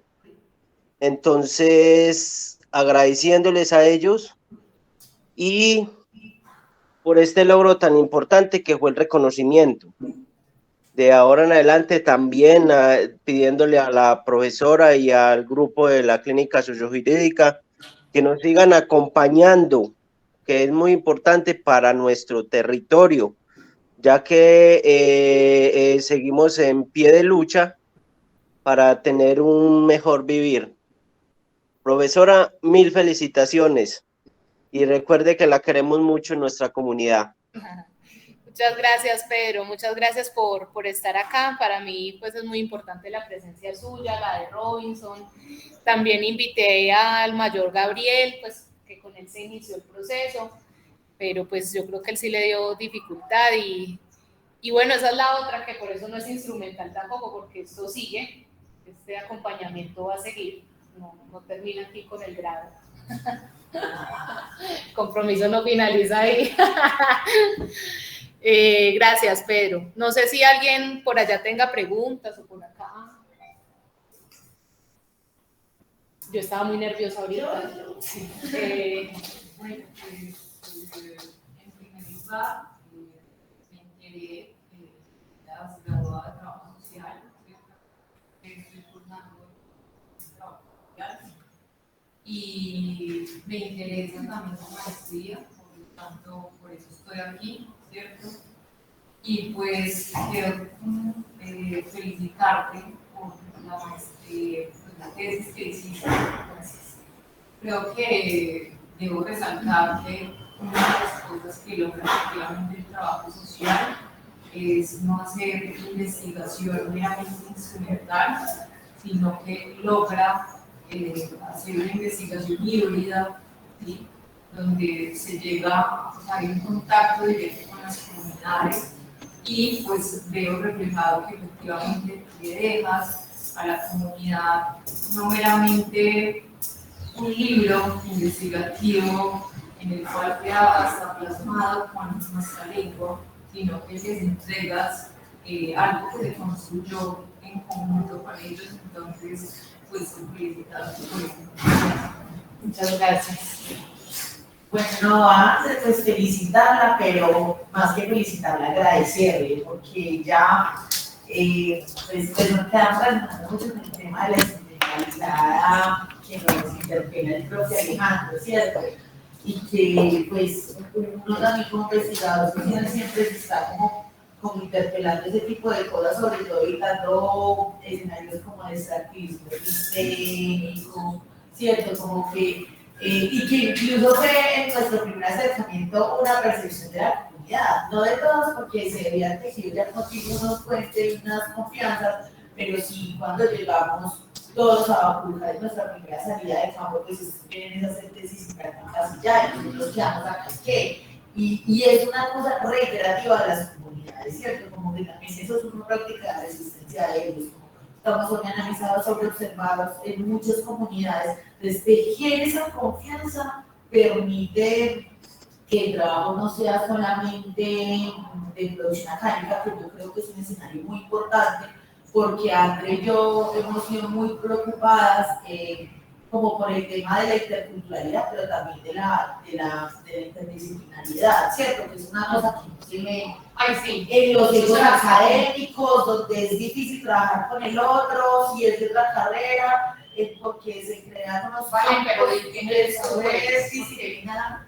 Bueno, yo pienso, pues yo soy profesora de acá, de la línea, pues coordino la línea de pueblos originarios de la clínica. Entonces yo siento que el trabajo de André también es como una esperanza de tejedora de puentes, no sé cómo decirlo, porque o sea, la confianza que tenemos con la comunidad, pero también el trabajo que logramos desarrollar con André, con el trabajo social, con las prácticas de trabajo social en la clínica, logró armonizar saberes, ¿cierto? O sea, las prácticas de resistencia de la comunidad con el saber jurídico, que nosotros desde la clínica lo usamos como una práctica contrahegemónica, efectivamente pues como para reivindicar derechos con las comunidades, porque nosotros no hacemos nada sin su autorización, sin su socialización, sin su apoyo, porque ellos son los que son primero los agentes de sus derechos y segundo pues los que tienen la fuerza para resistir y para luchar contra una institucionalidad gigante. Entonces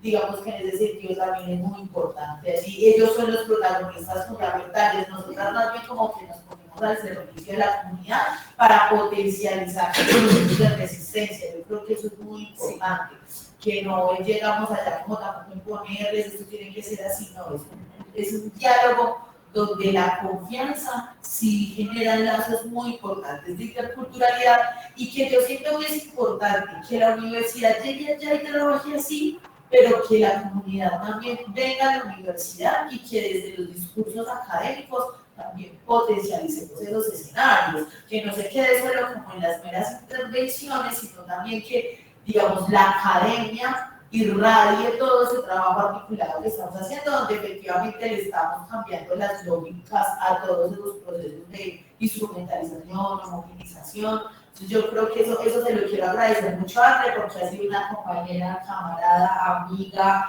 espectacular, o sea, ha potenciado la línea, ha renovado la confianza en nosotros, nos ha llegado más trabajo que nos han mandado desde Bacurujá. Entonces, bueno, ha sido una experiencia muy maravillosa y que si no fuera por ese trabajo articulado con las intenciones emancipatorias y contrahegemónicas que tienen, no fuera posible. Y en eso creo que todos hemos ido como trabajando juntos de la mano. Yo también estoy muy contenta de que esté aquí la Guardia y el gobierno acá.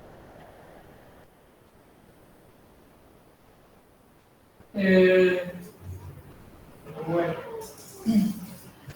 pues yo tengo que decir que pues de alguna manera yo los que yo acompañé la tesis, pero tangencialmente la vi y me fui enterando, ¿sí? Pero, pues la verdad mío me sorprendió mucho. Y creo que... Compré el aborto, compré todas las tesis que están en TV. Creo que tiene una carga emocional que yo no esperaba ver, porque uno no esperaba ver eso en una sustentación de una tesis. Es que el profesor ahora lo decía que por lo general tienen un carácter como positivista, ¿cierto? Y sobre todo al final de la tesis, o sea, esos últimos comentarios me hacen ver que esto no es una tesis que está hablando ya ni siquiera sobre el buen vivir o sobre la comunidad, sino sobre el ser humano y sobre la capacidad que tiene el ser humano para crear categorías. Yo pensé como en algo visual que me ayudara como a mostrar eso, y digamos desde el arte, hay por ejemplo hay una imagen que se reconstruye que es el Che Guevara con las orejas de Mickey Mouse. Y pues el Che Guevara es una categoría, ¿sí? Es una categoría que tenemos de revolución, y Mickey Mouse Disney. Y entonces yo pensaba en eso y decía, bueno, es como una capacidad neoliberal, pero en última es una capacidad humana de mercantilizar todo, de mercantilizar cualquier cosa. Yo creo que eso de alguna manera lo que se está pensando desde acá. Por un lado tenemos como humanos y como instituciones la capacidad de crear categorías, pero el poder de esas categorías depende del poder que tenga la entidad o la persona que emita esas categorías. Entonces yo veía acá que se trata de una relación de poder, y cómo esa relación de poder no solo viene de instituciones muy grandes, sino como las relaciones de poder que puede haber en Bacurcar, la relación de poder que puede haber entre la universidad y Bacurcar, la relación de poder entre el Estado y Bacurcar y el resto de nosotros. Y yo pensaría que es muy ingenuo creer que dejáramos de hacer categorías, ¿cierto? Eso suena como místico. Pero lo que sí creo es que existe la posibilidad, y que eso se podría pensar dentro del buen vivir, en la capacidad de relacionarnos de una forma diferente con esas categorías, con esa capacidad de hacer categorías. Porque a partir de ahí establecemos una cosa fundamental, y es lo que entendemos por realidad. Y a partir de lo que el neoliberalismo entienda por realidad, pues, y si es un monstruo con tanto poder, entonces nos pone a vivir,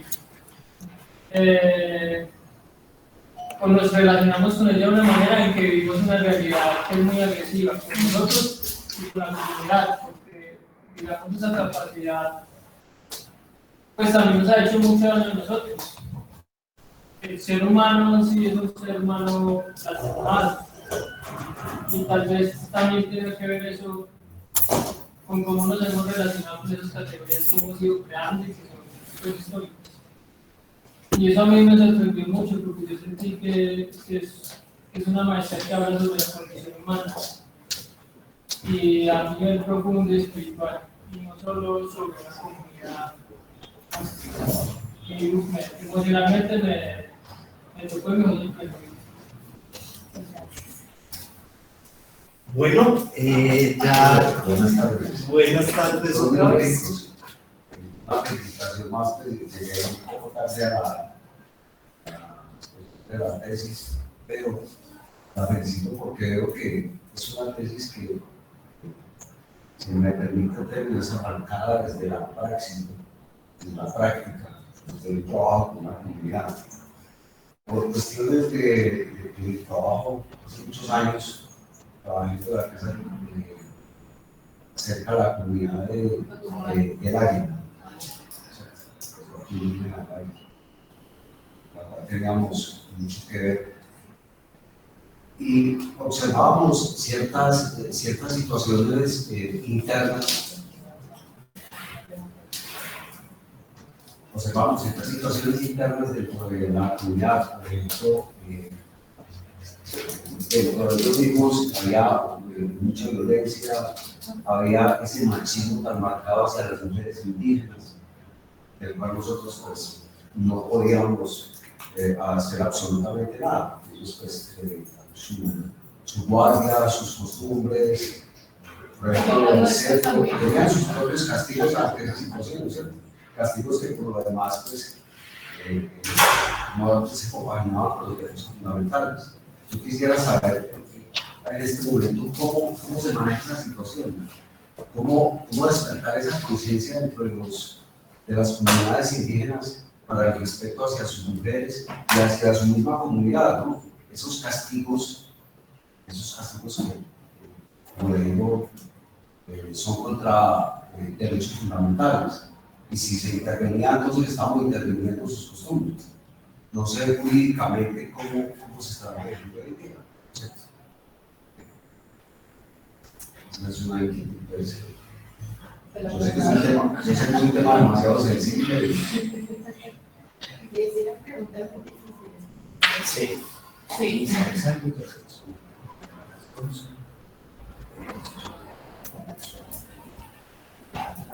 Sí, Robinson, puede venir acá.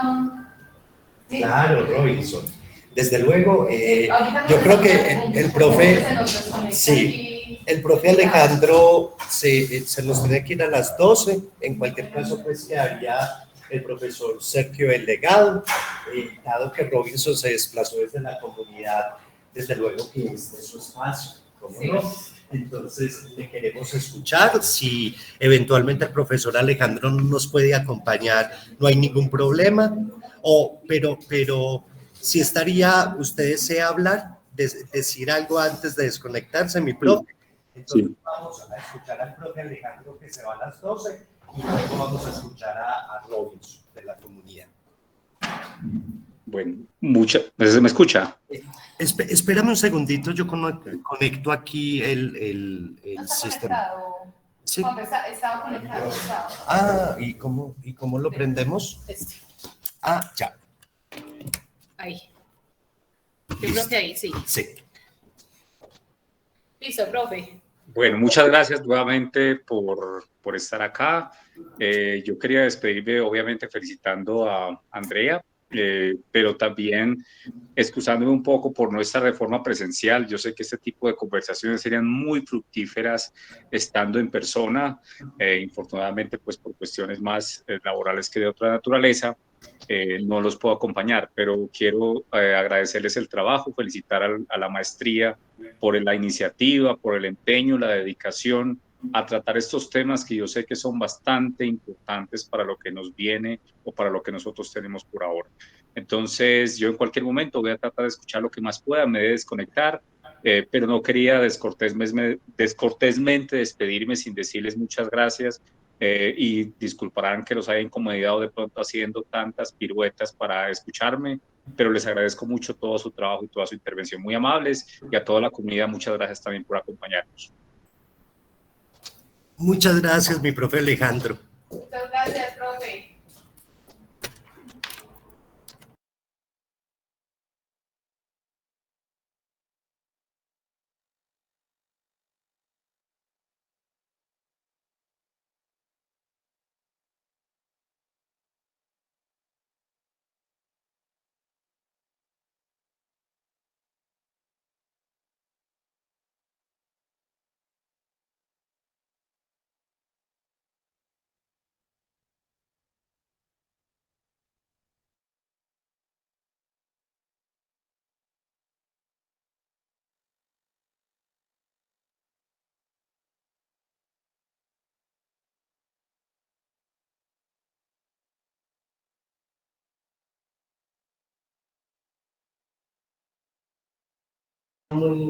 Apoyar directamente a nuestra comunidad en verdaderamente que estaban en una situación más compleja, donde que estaban unas familias muy vulneradas a sus derechos colectivos. Y asimismo, esta Universidad de Caldas, durante mi autoridad del año 2019, brindó este apoyo porque la comunidad sí requería pues un apoyo directamente de que se podían brindar ese conocimiento. Porque supongamos en las épocas de nuestro trabajo, la comunidad en sí sabía sus derechos colectivos, pero también sus trabajos como sus orígenes, pero lastimosamente en parte jurídica no tenía su capacidad al tanto.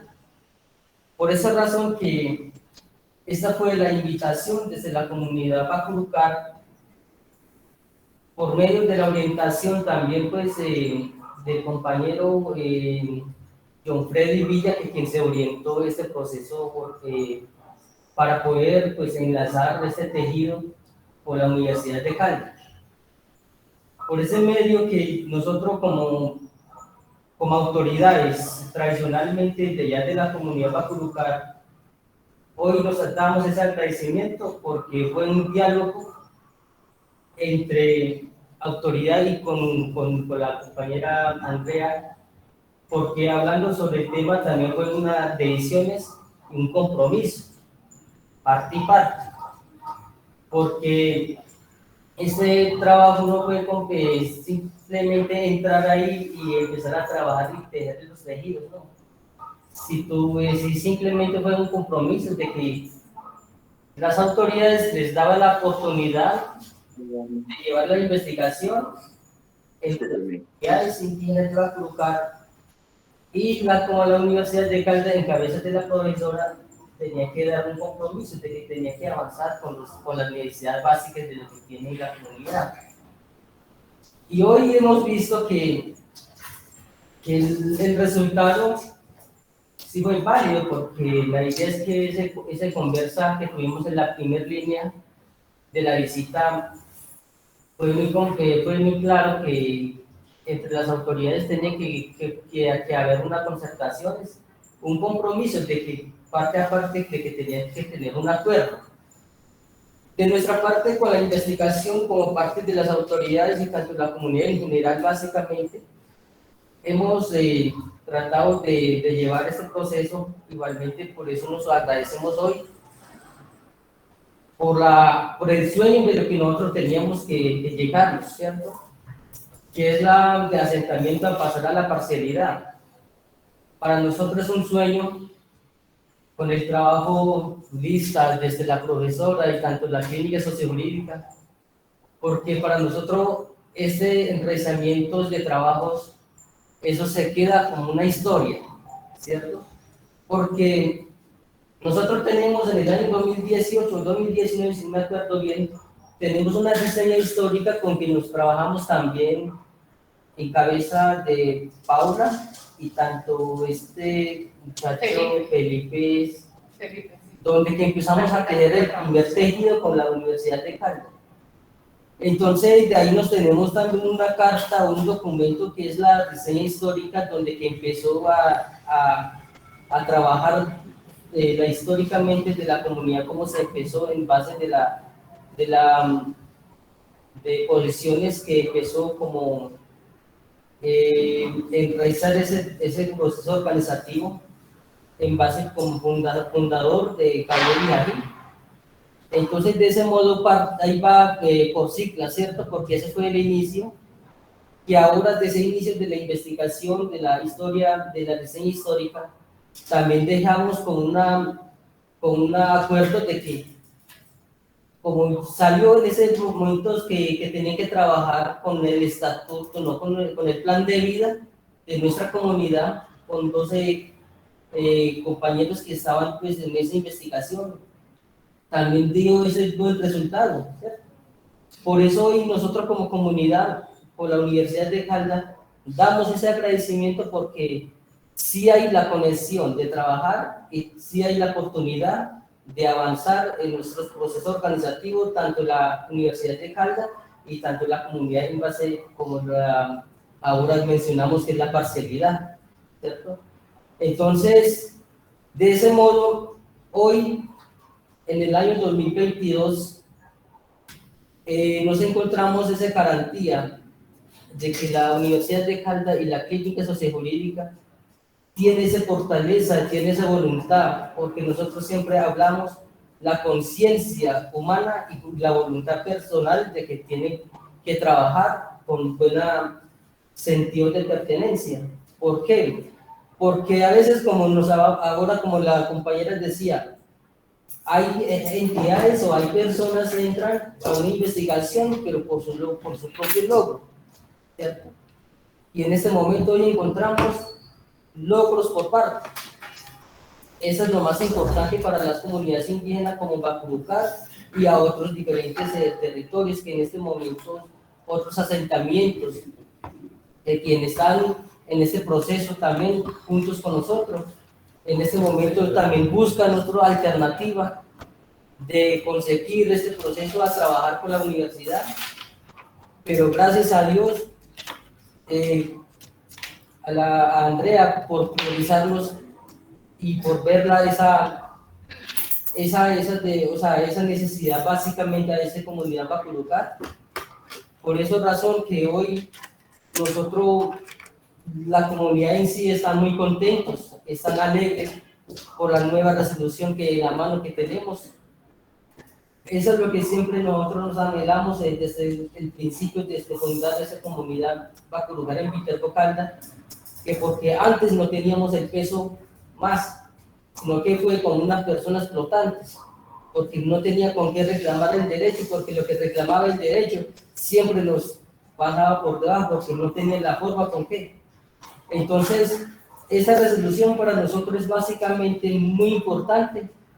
Con esta resolución, con este logro del año 2022, nosotros la idea, el sentido, lo que tenemos es como fortalecer mucho más que esto y llevarle base al territorio, porque pongamos como se habla de este lineamiento de trabajo el día de hoy, es básicamente de la necesidad territorial, ¿cierto? De igualmente, como las entidades públicas se dice, puede haber algún recurso para gestionar o para darle a la comunidad para que lo construyan, pero sin que no haya territorio no hay nada. Para nosotros, como la historia, el territorio es más importante. Por esa razón que hoy, desde la cabeza Andrea, la verdadmente hoy encontramos la claridad que sí pudo trabajar y también tuvo la oportunidad pues de acogerles este lineamiento para poder tejernos en la comunidad Bacurucar, enlace pues en clínica sociojurídica, porque fue un apoyo muy grande en el año 2022, desde el año 2021, y tanto también que pudimos pasar unos inconveniencias muy necesarios pues en el año 2020, que 19 también, porque con esa pandemia totalmente siempre nos abandonaron, ¿cierto? Entonces, hoy pues gracias a esto nosotros pues damos ese agradecimiento a la profesora, tanto la clínica sociojurídica que encabeza Valentina y su equipo de trabajo, por esa labor tan importante pues para nosotros, que hoy nos hace sentir que es un trabajo colectivo entre la entidad como la Universidad de Caldas y tanto la comunidad Bacurucar. Muchísimas gracias y estaremos al tanto. Gracias, Robin. Gracias, Robin. Ya estaremos también compartiendo las Bueno, esta sustentación con el trabajo pues ha sido un poco sui generis, ¿no? Pero de una vez, pues yo también me sumo al agradecimiento que brindaron la comunidad, al reconocimiento muy merecido al equipo de pueblos originarios de la Clínica Sociojurídica de Interés Público, a la profesora Valentina, al profesor Miguel, a todas las practicantes, a Ashley, a las Alejandras, tanto en trabajo social como en antropología, a todos los estudiantes de Derecho, es decir, un equipo muy comprometido que trabajó y fue clave para bueno, no, pero pues ustedes saben que yo salía de campo. Pero los asuntos jurídicos. Sí, vale, tan importante para tener una nueva parcialidad. Y bueno, este es un acto de celebración múltiple de la Maestría de Estudios Políticos, de la Clínica Sociojurídica de Interés Público, de la comunidad. Así pues que el profesor Sergio, el delegado del tribunal, nos va a contar, nos va a decir cuál fue la evaluación de la profesora Andrea de su trabajo ella. Bueno, en Manizales, yo toda la canción. Manizales, los días 19 de agosto de 2022, se reunieron en la sala de maestría